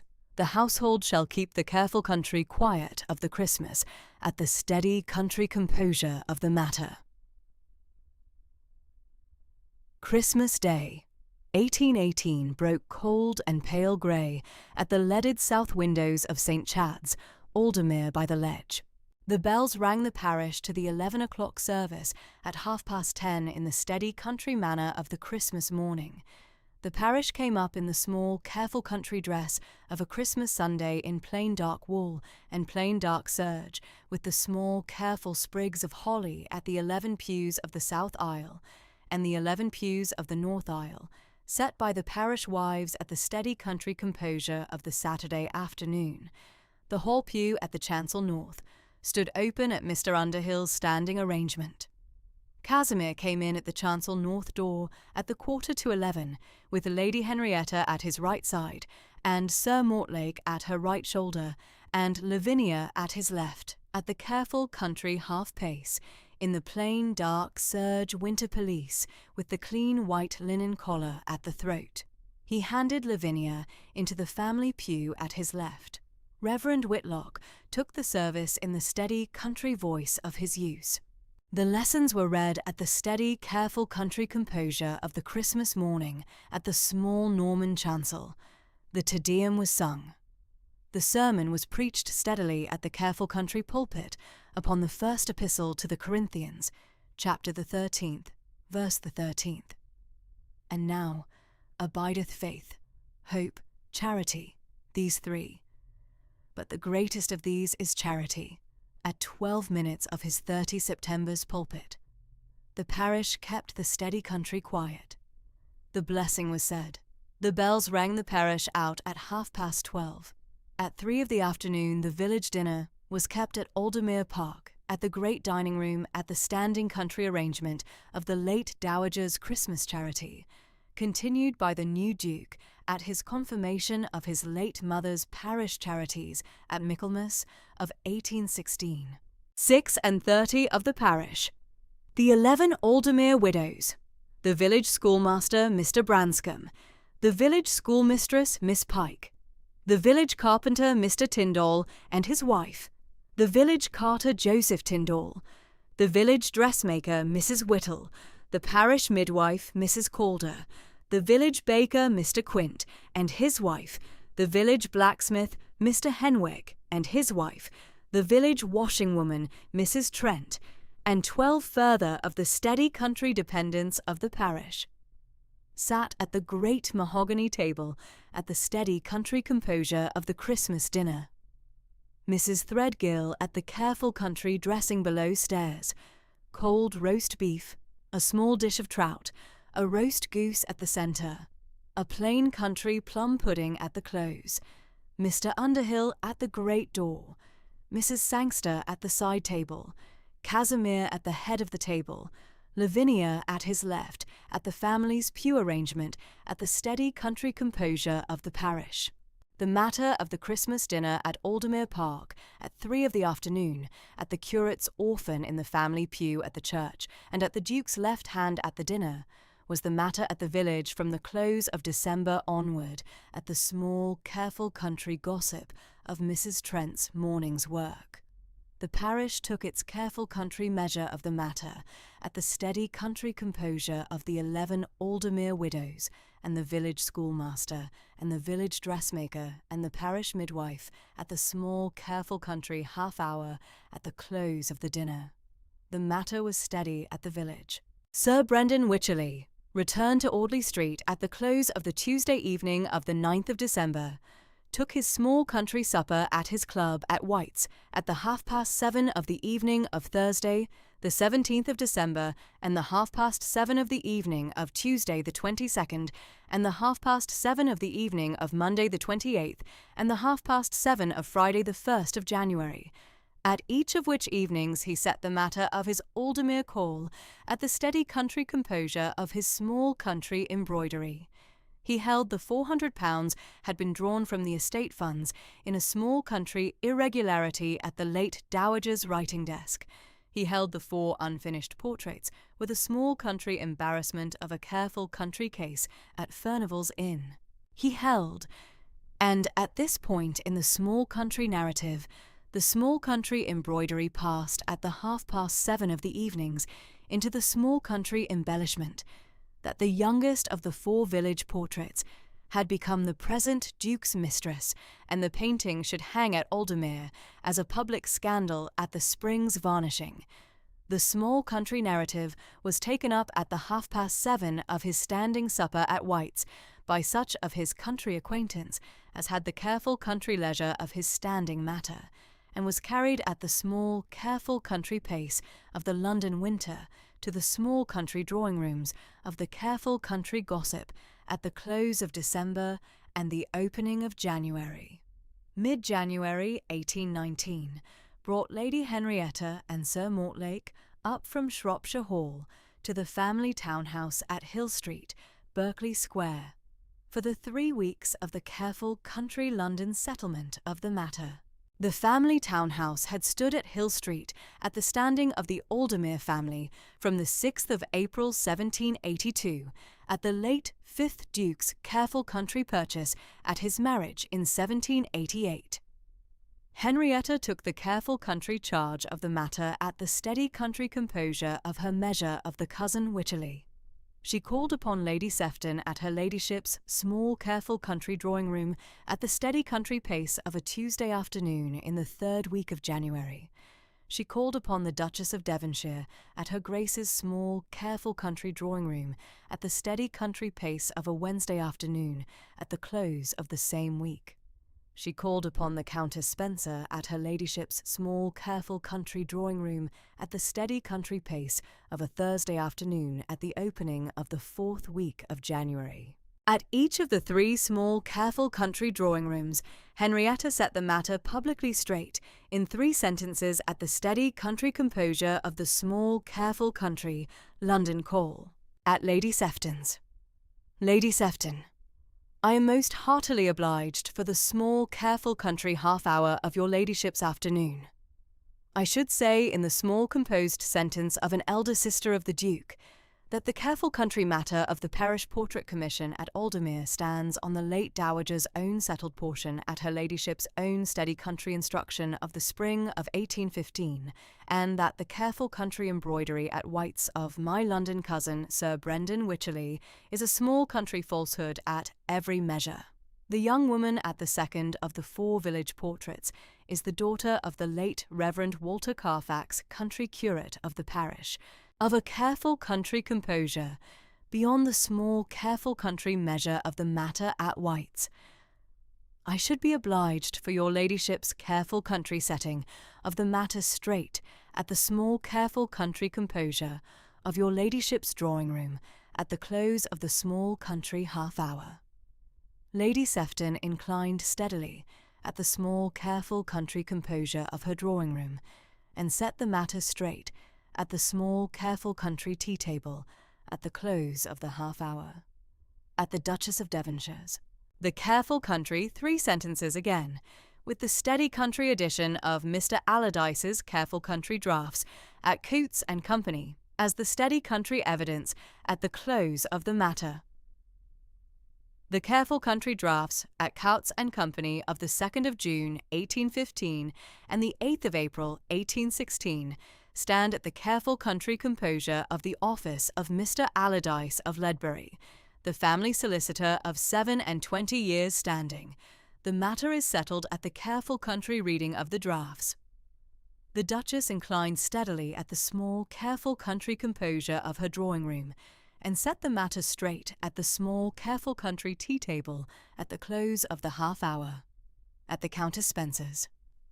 The careful country 3 sentences again, with the steady country addition that the Duke's careful country acquaintance of the curate's daughter stood at the steady country composure of the Wednesday dinners at the South Library, and the careful country chaperone of Mrs. Sangster at the wing-chair, and that the painter Mr. Holcombe was at his careful country trade at the 3rd of the 4 portraits at the parish midwife's parlour at the village pump. The Wednesday dinners at the South Library are kept at the careful country composure of the family, with my husband Sir Mortlake and myself at the table at the standing of the autumn quarter, and Mrs. Sangster the housekeeper at the wing-chair at the standing chaperone of the matter. The Countess inclined steadily at the small, careful country composure of her drawing-room, and set the matter straight at the small, careful country tea-table at the close of the half-hour. The careful country matter at the small, careful country drawing rooms was set publicly straight in the 3 calls.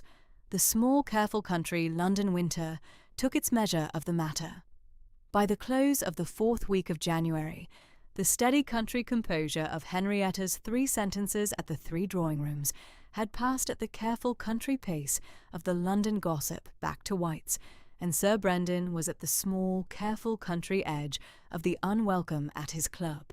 At the 7:30 of the supper of Friday the 29th of January, he was not greeted by his country acquaintance at the small, careful country supper table. He took his country supper alone at the small, careful country edge of the room. The matter was settled at the steady country composure of the London winter. Mr. Allardyce had taken a small, careful country inquiry of his own at the careful country pace of his use from the close of December. He had written at Furnival's Inn on the 29th of December, at Mr. Stainforth's office at the steady country composure of his trade, and the careful country answer of the 2nd of January was that Mr. Stainforth would not file the proposed bill of chancery without the careful country fee of 40 guineas paid in advance at his standing office charge.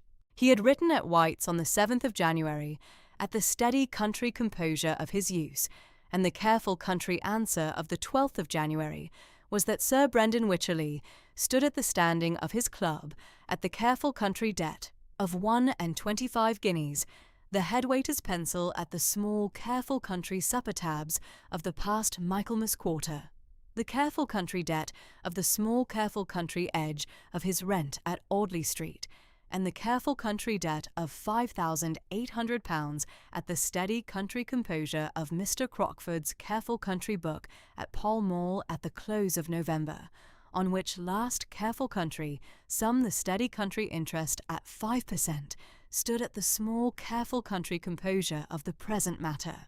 Mr. Crockford of Pall Mall had given Mr. Allardyce's clerk the steady country reading of the debt at the careful country composure of his book at the careful country call of the 11th of January, with the small, careful country note that Sir Brendan's standing at the careful country gaming table had passed at every quarter of the past 3 years at the careful country pace of his small country fortune, and that the steady country composure of the matter was at the small, careful country edge of a careful country bankruptcy at the spring quarter. Sir Brendan could not raise the 40 guineas at the standing of his country fortune. The Furnival's Inn solicitor would not file. The careful country threat collapsed at the close of January. February at Aldermere kept the careful country routine at the steady country composure of the household. Mr. Holcombe, at the 3rd of the 4 portraits at the small ladder-back chair of the parish midwife Mrs. Calder, at the village pump on Tuesdays and Fridays, from 10 to noon. The painter had laid the steady country composure of Mrs. Calder at the 2nd sitting of the close of January, at the small white linen apron and the plain dark grey country gown, and had laid the plain white linen cap at the parting at the 3rd sitting at the close of the same week, and at the present middle of February stood at the careful country pace of his trade upon the painter's careful country middle work, the small careful country, shading of the steady country hands held in the lap, and the careful country shading of the steady country grey of her clear country eyes at the small fixed point above the painter's right shoulder.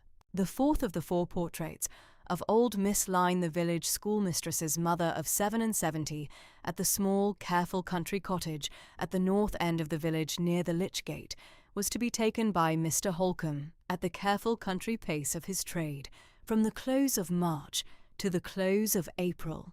The Wednesday dinner at the Hall, at the standing arrangement of the 5:45, Mr. Underhill at the great door, Mrs. Sangster at the wing chair, Mrs. Threadgill at the small careful country dressing below stairs, the travelling chaise down at the 9:15, the Sunday walk back from St. Chad's at the steady country pace of Casimir at Lavinia's right side at the half-mile to the cottage. At the close of the 1st week of February, the careful country pattern of the Sunday walk back from St. Chad's was steadily extended at the steady country composure of the Duke at the standing of the matter. From Wednesday, the 3rd of February onwards, Casimir walked Lavinia back from the Wednesday dinner at the Hall to the cottage at the village every Wednesday evening at the steady country pace, the travelling chaise drawn up at the Lich Gate at the village street at the close of the half-mile, and the chaise set forward to take Casimir back the 3 miles to the Hall at the 10:30. The matter was kept at the steady country composure of the household. Mrs. Sangster walked at the careful country, 3 paces behind at the steady country composure of her chaperone's office. The village took its small country measure of the matter at the careful country pace of the small country gossip of Mrs. Trent's morning's work. The pattern stood steady at the careful country composure of the household at the 4 Wednesdays from the 3rd to the 24th of February, and at the 4 Sundays from the 7th to the 28th. 8 careful country walks back at the steady country pace, Casimir at Lavinia's right side, Mrs. Sangster at the 3 paces behind. The village street at the steady country quiet of the careful country winter evenings. They spoke of Cowper. They spoke of Lavinia's late father's careful country reading of Grandison through the winter. They spoke of the careful country composure of the Parish Portrait Commission and of the late Dowager's standing plan at the South Gallery. They spoke of the small, careful country charities of the parish. The Aldermere Widows' Michaelmas coal cart, the village school subscription, the parish charity fund accounts. They did not speak of the small, careful country matter of the steady country composure of the Duke's standing at Lavinia's right side. The Duke did not press. The Duke did not declare. The careful country pattern was kept at the steady country composure of the matter. Wednesday, the 17th of February, the small, careful country pattern was kept. The Wednesday dinner at the standing arrangement, the careful country quiet of the South Library at the close of the dinner at the apple pudding. Casimir at his standing rose at the 9:15. Lavinia at her standing rose. Mrs. Sangster set down the sewing and rose. The 3 of them took the careful country leave at the great front door and crossed the great south drive at the steady country pace of a cold, pale blue February moonlit night. The moon set steady at the southeast at the 9:15 and full at 3 nights past. The careful country light, pale blue at the careful country gravel, and at the careful country hedge, and at the careful country lane. The 3 miles to the village were taken at the steady country pace at the careful country half-hour. The chaise was drawn up at the Lich Gate. They crossed the village street to the small green-painted iron gate at the south end of the village at the careful country pace of a 10:15 of the cold, pale blue February moonlit night, the half-mile taken steadily at the small, careful country composure of the Duke at Lavinia's right side, and Mrs. Sangster at the careful country 3 paces behind. At the small green-painted iron gate at the 10:30, Casimir stopped. He stood at the careful country pace of his use at the small, careful country threshold of the gate. Mrs. Sangster stood at the careful country 3 paces behind. He took Lavinia's right hand at the steady country composure of his use. He spoke in the steady, low country voice of his use, the small, careful country sentence he had carried at the steady country composure of the matter at the careful country half-hour. "Miss Carfax, may I be permitted to ask you a particular question in the South Library at Aldermere Park on the Saturday morning after next at 11 o'clock, with Mrs. Sangster present?"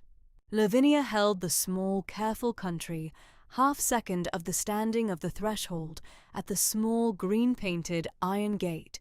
She lifted her clear grey eyes to his steady grey-green gaze in the careful country pale blue moonlight at the careful country threshold of the small flagged path. She spoke in the steady, low country voice of her use the small composed sentence in steady country composure. "Your Grace, you may."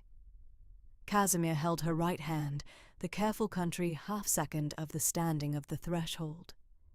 He raised it the careful inch to his lips and laid the small, steady country kiss upon the small, thin gold mourning band on the smallest finger. He set her hand back at her side. He inclined steadily from the waist. She inclined the small, careful country inclination.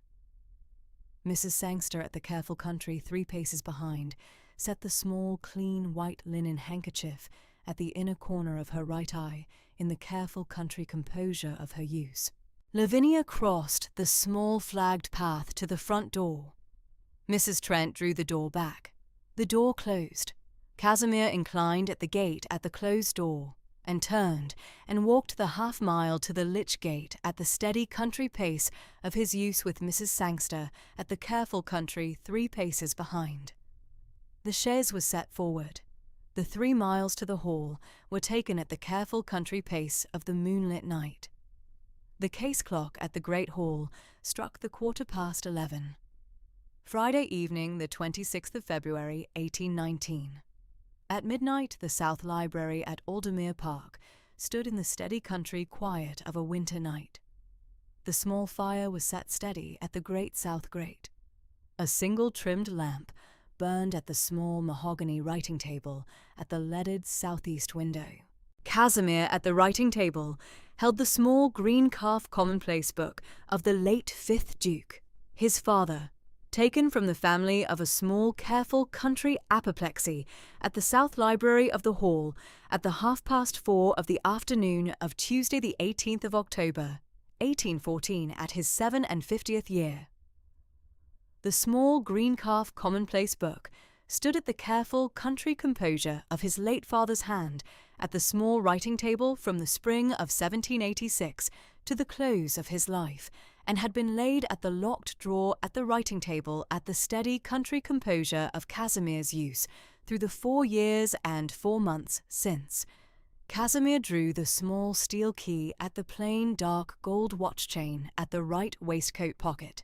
He drew the locked drawer back. He drew the green calf commonplace book at the steady country pace of his use. He laid it open at the 3rd blank page from the close, where the careful country pages of his late father's hand gave way at the steady country composure of the matter. He took up the steel pen. He dipped at the small white china inkpot. He wrote the 8 even careful sentences of the proposal at the careful country composure of the steady country quiet, in the steady country hand of his use. He set the pen at the small pen tray. He held the small careful country half-minute. He read the 8 sentences aloud once, very low, to himself in his quiet baritone, at the careful country composure of the steady country quiet. He took up the small square of pink blotting paper at the careful country corner of the writing table. He blotted the 8 sentences at the steady country pace. He closed the small green calf commonplace book. He returned it to the locked drawer. He turned the small steel key. He laid the key at the plain dark gold watch chain. He put out the trimmed lamp. The careful country quiet of the South Library was kept at the steady country composure of the moonlit night. Saturday morning, the 27th of February, 1819, broke cold and pale grey at the leaded southeast windows of the South Library at Aldermere Park. The fire was set steady at the great south grate. Mr. Underhill had brought Lavinia in from the carriage at the great front door at the 10:15, and had taken her plain, dark serge winter pelisse at the hall peg, and had brought her along the south corridor to the South Library, where Casimir stood at the great fire facing the door. Mrs. Sangster sat at the small wing chair at the leaded southeast window with her sewing in her lap. The careful country chaperone of the past 4 months. Casimir inclined as Lavinia came in at the South Library door. Miss Carfax. Your Grace. She inclined the small, careful inclination of a young woman of 24 at the South Library of Aldermere Park at the 10:15 of a cold, pale grey February morning. He crossed to her and took her right hand in his, and led her to the small wing chair at the south side of the great fire, and set her in it, and stood opposite her at the chimney-piece. Mrs. Sangster's needle paused above the sewing in her lap, and did not resume. The carriage clock at the mahogany side table struck the 11 o'clock in the 4 small, careful notes of the country hour. Casimir stood the small, composed silence of half a minute at the chimney-piece. Then he spoke plainly in the steady, low voice of his use. "Miss Carfax, I had not, when I came down with Mr. Allardyce on the morning of the 6th of October, 1818, expecting a parish coal call upon Miss Carfax of Aldermere by the Ledge, expected this Saturday morning. I had not, when I crossed the threshold of your cottage parlour at 11:30 of that Tuesday, and recognised your face at Mr. Holcomb's easel from the Ledbury Assembly of August 1816, expected to be standing this morning at the chimney-piece of my own South Library at the 11 o'clock of the 27th of February, asking what I am about to ask. I have loved you steadily since the moment I recognised your face on Mr. Holcomb's easel at 11:30 of that Tuesday morning. I have not pressed, I have not declared. I have made the careful country acquaintance of the autumn and the winter at the Wednesday dinners and the Sunday walks back from St. Chad's. I am asking now. I am asking you, Miss Lavinia Imogen Carfax of Aldermere by the Ledge, only daughter of the late Reverend Walter Carfax, to do me the great honour of becoming my wife and the 6th Duchess of Aldermere. If your answer is no, the proposal shall never be raised again, and the standing country acquaintance of these 4 months shall continue at your wish for so long as it shall please you. I shall await your answer." The carriage clock at the small mahogany side table ticked. The fire at the great south grate shifted in one small dry, shifting that was not flame but the steady glow kept up by the morning's careful country work. Mrs. Sangster's needle did not move. Lavinia held her hands composedly in her lap, the fingers loosely linked, the right hand bearing the small thin gold mourning band on the smallest finger. She held the small, careful country silence of a quarter-minute. Then she lifted her clear grey eyes to his steady grey-green gaze and spoke the small, composed sentence in the steady, low country voice of her use. "Your Grace." "I shall." Casimir's right hand at the chimney-piece, which had been laid steady upon the carved mahogany shelf through the proposal speech, closed upon the shelf the careful inch that was the only motion of his body at the answer. He crossed the small pace to the wing-chair and took her right hand in his, and raised it the careful inch to his lips, and laid the small steady kiss upon the small thin gold mourning band that had been her late father's seal. He set her hand back in her lap. He turned and inclined to Mrs. Sangster at the leaded southeast window. "Mrs. Sangster, Miss Carfax has done me the honour of accepting my offer of marriage. The household shall be told at 4 of the afternoon. I shall be obliged for your careful country composure in the meantime." Mrs. Sangster set down the sewing in her lap and rose from the small wing chair and inclined steadily from the waist, the steady, careful country inclination of a housekeeper of 28 years' standing at the marriage of her duke.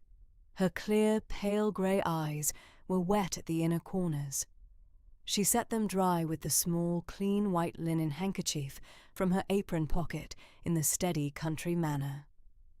"Your Grace, Miss Carfax, I am most heartily glad. I shall keep the careful country quiet until 4. Casimir inclined. Lavinia inclined. Mrs. Sangster took up the sewing and sat again at the wing-chair. Casimir returned to the chimney-piece and stood the careful half-hour at Lavinia's side at the wing-chair, and they spoke in the steady, low voices of country use of the small matters of the morning. The carriage clock struck noon. Mr. Underhill brought in the small luncheon tray of country bread and cold mutton and a small white china teapot for the 3 of them at the mahogany side table, and went away. The luncheon was taken. At 4 of the afternoon, the household was assembled in the south corridor, at the south library door in the standing country manner. Mr. Underhill stood the small, careful pace in advance of the line. Mrs. Sangster stood at his right shoulder. Mrs. Threadgill, 54, soft grey-brown hair beneath the linen cap and warm pale eyes and plain blue print cotton with apron, stood at Mrs. Sangster's right shoulder. The understaff stood in the steady country line at the wall. The 3 housemaids, the 2 kitchen maids, the second footman, the boot boy, the undergardener at the door, each in the careful country dress of the afternoon's duty. Casimir came out at the south library door with Lavinia at his left side. He stood at the small, careful pace before Mr. Underhill. He inclined to the household. The household inclined back in the careful country line. Mr. Underhill, I have the great pleasure to acquaint the household that Miss Carfax has this morning done me the honour of accepting my offer of marriage. The banns shall be read at St. Chad's upon the 3 Sundays following. The wedding shall be solemnized at St. Chad's at 10 of the morning of Saturday the 20th of March. Miss Carfax shall come to the hall as Duchess of Aldermere upon that afternoon. I shall be obliged for the careful country composure of the household in the meantime. Mr. Underhill, 66, white-haired in plain black butler's coat, stood the small, steady country half-second of the standing of the threshold. Then he inclined steadily from the waist, the inclination deeper than ordinary by a careful country inch. The household inclined behind him in the careful country line. Your Grace, Miss Carfax, the household stands very heartily at your service. Mrs. Sangster inclined, Mrs. Threadgill inclined, the understaff inclined, Lavinia inclined to them. Casimir inclined. The household was dismissed in the careful country manner. The following Tuesday, the 2nd of March, Lady Henrietta Pollexfen came up from Shropshire Hall at 3 of the afternoon in the family travelling chaise, with Sir Mortlake at her side and a single trunk at the back. Mr. Underhill brought them at the great door. Casimir stood at the great hall. Lavinia stood at his left side at the careful country half-pace. Henrietta came in at the great door in her plain dark country pelisse and her plain dark Sunday bonnet, and saw Lavinia, and crossed to her in 3 steady country paces, and took her by both hands. Henrietta's hazel eyes were wet at the inner corners. She held Lavinia by both hands a small, careful country half-minute, and looked her at the face. Then she wept once briefly, the careful country half-breath, that was the small composed measure of her use, and laughed through it. My dear Miss Carfax, my dear sister, I am most heartily glad. Sir Mortlake stood at his wife's right shoulder in his plain dark green country coat, and inclined steadily from the waist. Miss Carfax, Casimir, I am most heartily glad. The afternoon was kept at the South Library in the steady country quiet of the family. Tea was brought at 4:30. Henrietta spoke of the wedding arrangements. Sir Mortlake spoke with Casimir of the spring quarters farm business. Mr. Underhill brought up the small dinner of 2 courses at 7. Mrs. Sangster brought the bedroom candles at the 9:45. The family was settled for the night. Sunday, the 28th of February, at the 11 o'clock service at St. Chad's, Reverend Whitlock, in plain black cassock and gold-rimmed spectacles, took the standing service in the steady country voice of his use, and at the close of the Te Deum, and before the reading of the Gospel, he gave out the banns in the steady low country voice of his 30 Septembers in the pulpit at St. Chad's. I publish the banns of marriage between Lord Casimir Garforth, 6th Duke of Aldermere of this parish, and Miss Lavinia Imogen Carfax of this parish. This is the first time of asking. If any of you know cause or just impediment why these 2 persons should not be joined together in holy matrimony, ye are to declare it. He paused the small, careful country half-minute of the form. He passed to the Gospel. The parish kept the steady country quiet. Sunday, the 7th of March, the 2nd time of asking was given. Sunday, the 14th of March, the 3rd time of asking was given. The parish kept the steady country quiet at each. No cause was declared. The banns stood. Saturday, the 20th of March, 1819 broke cold and pale blue at the leaded windows of Aldermere Park. At the cottage, Mrs. Trent set the small parlour fire at her standing arrangement. Lavinia took her dry breakfast at 8. Mr. Underhill came down from the hall in the family travelling chaise at the 9:15 with the Lady Henrietta at his side. The bride was dressed at the small parlour at the cottage by Henrietta and Mrs. Sangster, and was ready at the 9:45. The church of St. Chad's, Aldermere by the Ledge, set steady upon the small rise at the north end of the village, the small square Norman tower at the west end, and the small steady country nave running east, was filled at the 11 pews of the south aisle, and the 11 pews of the north aisle, and the 4 family pews of the chancel, with the parish in their steady country.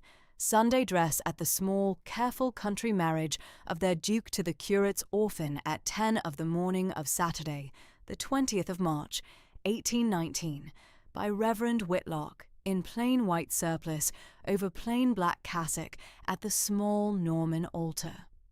The wedding gown was a plain, high-waisted, soft white silk morning gown with short puff sleeves and a clean white lawn fichu folded at the throat, made up by the village dressmaker over the 4 weeks of the banns at £5 the gown, paid by Casimir at the standing arrangement of his careful country settlement upon Lavinia at the Tuesday following the proposal. Mr. Allardyce, 52, thin and grey and scholarly in his gold-rimmed spectacles and his plain black superfine, gave the bride away in the steady country manner of a solicitor of 27 years' standing at the Aldermere family business. Henrietta stood at the bride's left side as matron of honour in plain dark blue silk and the plain dark Sunday bonnet. Sir Mortlake stood at the groom's right side in his plain dark green country coat. Casimir stood at the small Norman altar in plain dark country dress with a plain white linen cravat at the throat. Mr. Selwyn Holcombe, who had finished the 4th of the 4 portraits at the Aldermere Arms on the Wednesday past, and who was to take the London coach from Ledbury on the following Monday morning, sat in the back pew at the Painter's Corner at the south aisle in plain dark country dress, his sandy hair careful at the parting, his ink-stained fingers composed in his lap. Reverend Whitlock took the service from the Book of Common Prayer at the careful country pace of his use. He read the dearly beloved. He read the man's vow. Casimir spoke the vow. He read the woman's vow. Lavinia spoke the vow. The ring was given. The blessing was said. The bride and groom were pronounced man and wife. The register was signed at the small vestry table by Casimir and Lavinia and Henrietta and Sir Mortlake and Mr. Allardyce and Reverend Whitlock. The bells of St. Chad's rang for the half-hour as the wedding party came out at the south porch. Casimir and Lavinia, Duke and Duchess of Aldermere, came down the south path and out at the Lich Gate to the carriage at the village street, and the carriage was set forward, and the bells rang on above them. The wedding breakfast was kept at Aldermere Park, at the great dining-room from the 11:15 to the 1:30. Mr. Underhill at the great door, Mrs. Sangster at the side table at the south end of the room, Mrs. Threadgill below stairs at the dressing of the small country breakfast, cold ham and cold tongue, and a raised pheasant pie, and a small dish of trout from the hall's south stream, with a wedding cake of 3 plain country tears iced in plain white sugar at the centre of the great mahogany table. 18 sat at the table, Casimir and Lavinia at the head, Henrietta and Sir Mortlake at the foot, Mr. Allardyce at the bride's right hand, Reverend Whitlock at the groom's left, Mr. Holcombe at the Painter's Corner at the south end, with the 11 country guests of the hall and the rectory. The cake was cut by the bride at the 12:15. Mr. Allardyce stood at the 1:45 and gave the steady country toast in the dry, scholarly voice of his use. The company drank. Reverend Whitlock stood and gave the country grace at the 1:30. The wedding breakfast was done. 1 year and 3 months and 4 days after the wedding, on the warm, pale yellow Saturday morning of the 24th of June, 1820, their first child, a daughter, christened Sabine Ginevra Garforth, the second name for the present, Duke's late mother, the Dowager Lady Ginevra, was baptized at St. Chad's, Aldermere by the Ledge, by the Reverend Whitlock, with Lady Henrietta Pollexfen standing as godmother and Sir Mortlake Pollexfen as godfather. The font at the west end of the small Norman nave caught the warm, pale yellow June light in steady upon the small white linen christening gown of the Garforth family, kept at the cedar chest of the south nursery since Casimir's own christening at the same font in the autumn of 1786. Casimir held the infant through the form. Lavinia stood at his left at the careful country half-pace. The water was poured, the cross was made, the blessing was said. The bells rang above them at the 10:15. The family Bible upon the south library shelf at Aldermere Park stood that afternoon at the steady, careful country entry in Casimir's plain, dark clerk's hand at the third page of the issue of the present Duke, Sabine Ginevra Garforth, born at Aldermere Park, the 20th of June, 1820, at the 2:15 of the morning, christened at St. Chad's, Aldermere by the Ledge, the 24th of June, 1820, by the Reverend Whitlock, godmother Lady Henrietta Pollexfen, godfather Sir Mortlake Pollexfen. Tuesday, the 27th of October, 1820. At 8:30 of the evening, the South Library at Aldermere Park stood in the steady country quiet of an autumn night. A single trimmed lamp burned at the small mahogany side table between the two wing chairs drawn close at the great south grate. The small fire was set steady. The carriage clock at the chimney-piece struck the 8:30 in two small, careful country notes. Above the chimney-piece, varnished and framed in plain black country wood with a small, careful gilt inner edge, and hung that previous April by Mr. Underhill's standing arrangement with the carpenter from the village, hung Mr. Holcomb's finished portrait of the future Duchess of Aldermere. The young woman of 24, seated at the faded oxblood leather chair against the small pale cream papered wall, her clear grey eyes lifted in the steady, direct gaze towards the painted point, 3/4 in front of her and a little above the painter's right shoulder, her hands held composedly in the painted lap, the right hand bearing the small, thin gold mourning band on the smallest finger, the cold, pale blue October light coming in steady at the leaded north window upon the painted figure and upon the small cloth-bound cowper laid open at Book the Fifth at the painted side table. Lavinia, in plain dark country evening dress with a plain white linen collar at the throat, sat at the south wing chair and read aloud from Miss Austen's Persuasion at the steady, low country voice of her use. Casimir sat opposite at the north wing chair in plain dark country evening dress. His right hand was laid steady upon the carved arm of the chair. His grey-green eyes rested upon her face. The carriage clock ticked. The fire shifted. Upstairs at the south nursery, the infant Sabine Ginevra Garforth, 4 months and 3 days old, slept in the small white-painted Garforth cradle at the careful country watch of the nursery maid, the small thin gold rattle her godmother, Lady Henrietta, had given her at the christening, laid at the small side table at the cradle's head. Lavinia read steadily. Casimir listened steadily. The chapter was the heroine of the small autumn evening at Uppercross. Lavinia read to the end of the chapter. She laid the book at her lap. Casimir held the small, steady silence of a half-minute. Then he laid his right hand across the small mahogany side table and took her left hand in his, and held it. The carriage clock struck the 9:15. There are stories that begin with a kiss. There are stories that begin with a vow. There are stories that begin with the small, careful country word given by a young woman at the wall of a country ballroom to a steady gentleman who has asked her to dance. And there are The strangest of all, fixed in oil paint upon canvas, hung above a carved mahogany chimney-piece in the south library of a Shropshire country house at the 8:30 of a cold, pale grey October evening of the year of our Lord, 1820. Stories that begin with the half-finished portrait of a young woman of 24 upon a country painter's easel at the leaded north window of a Shropshire cottage parlour at 11:30 on the cold, pale blue Tuesday morning of the 6th of October, 1818.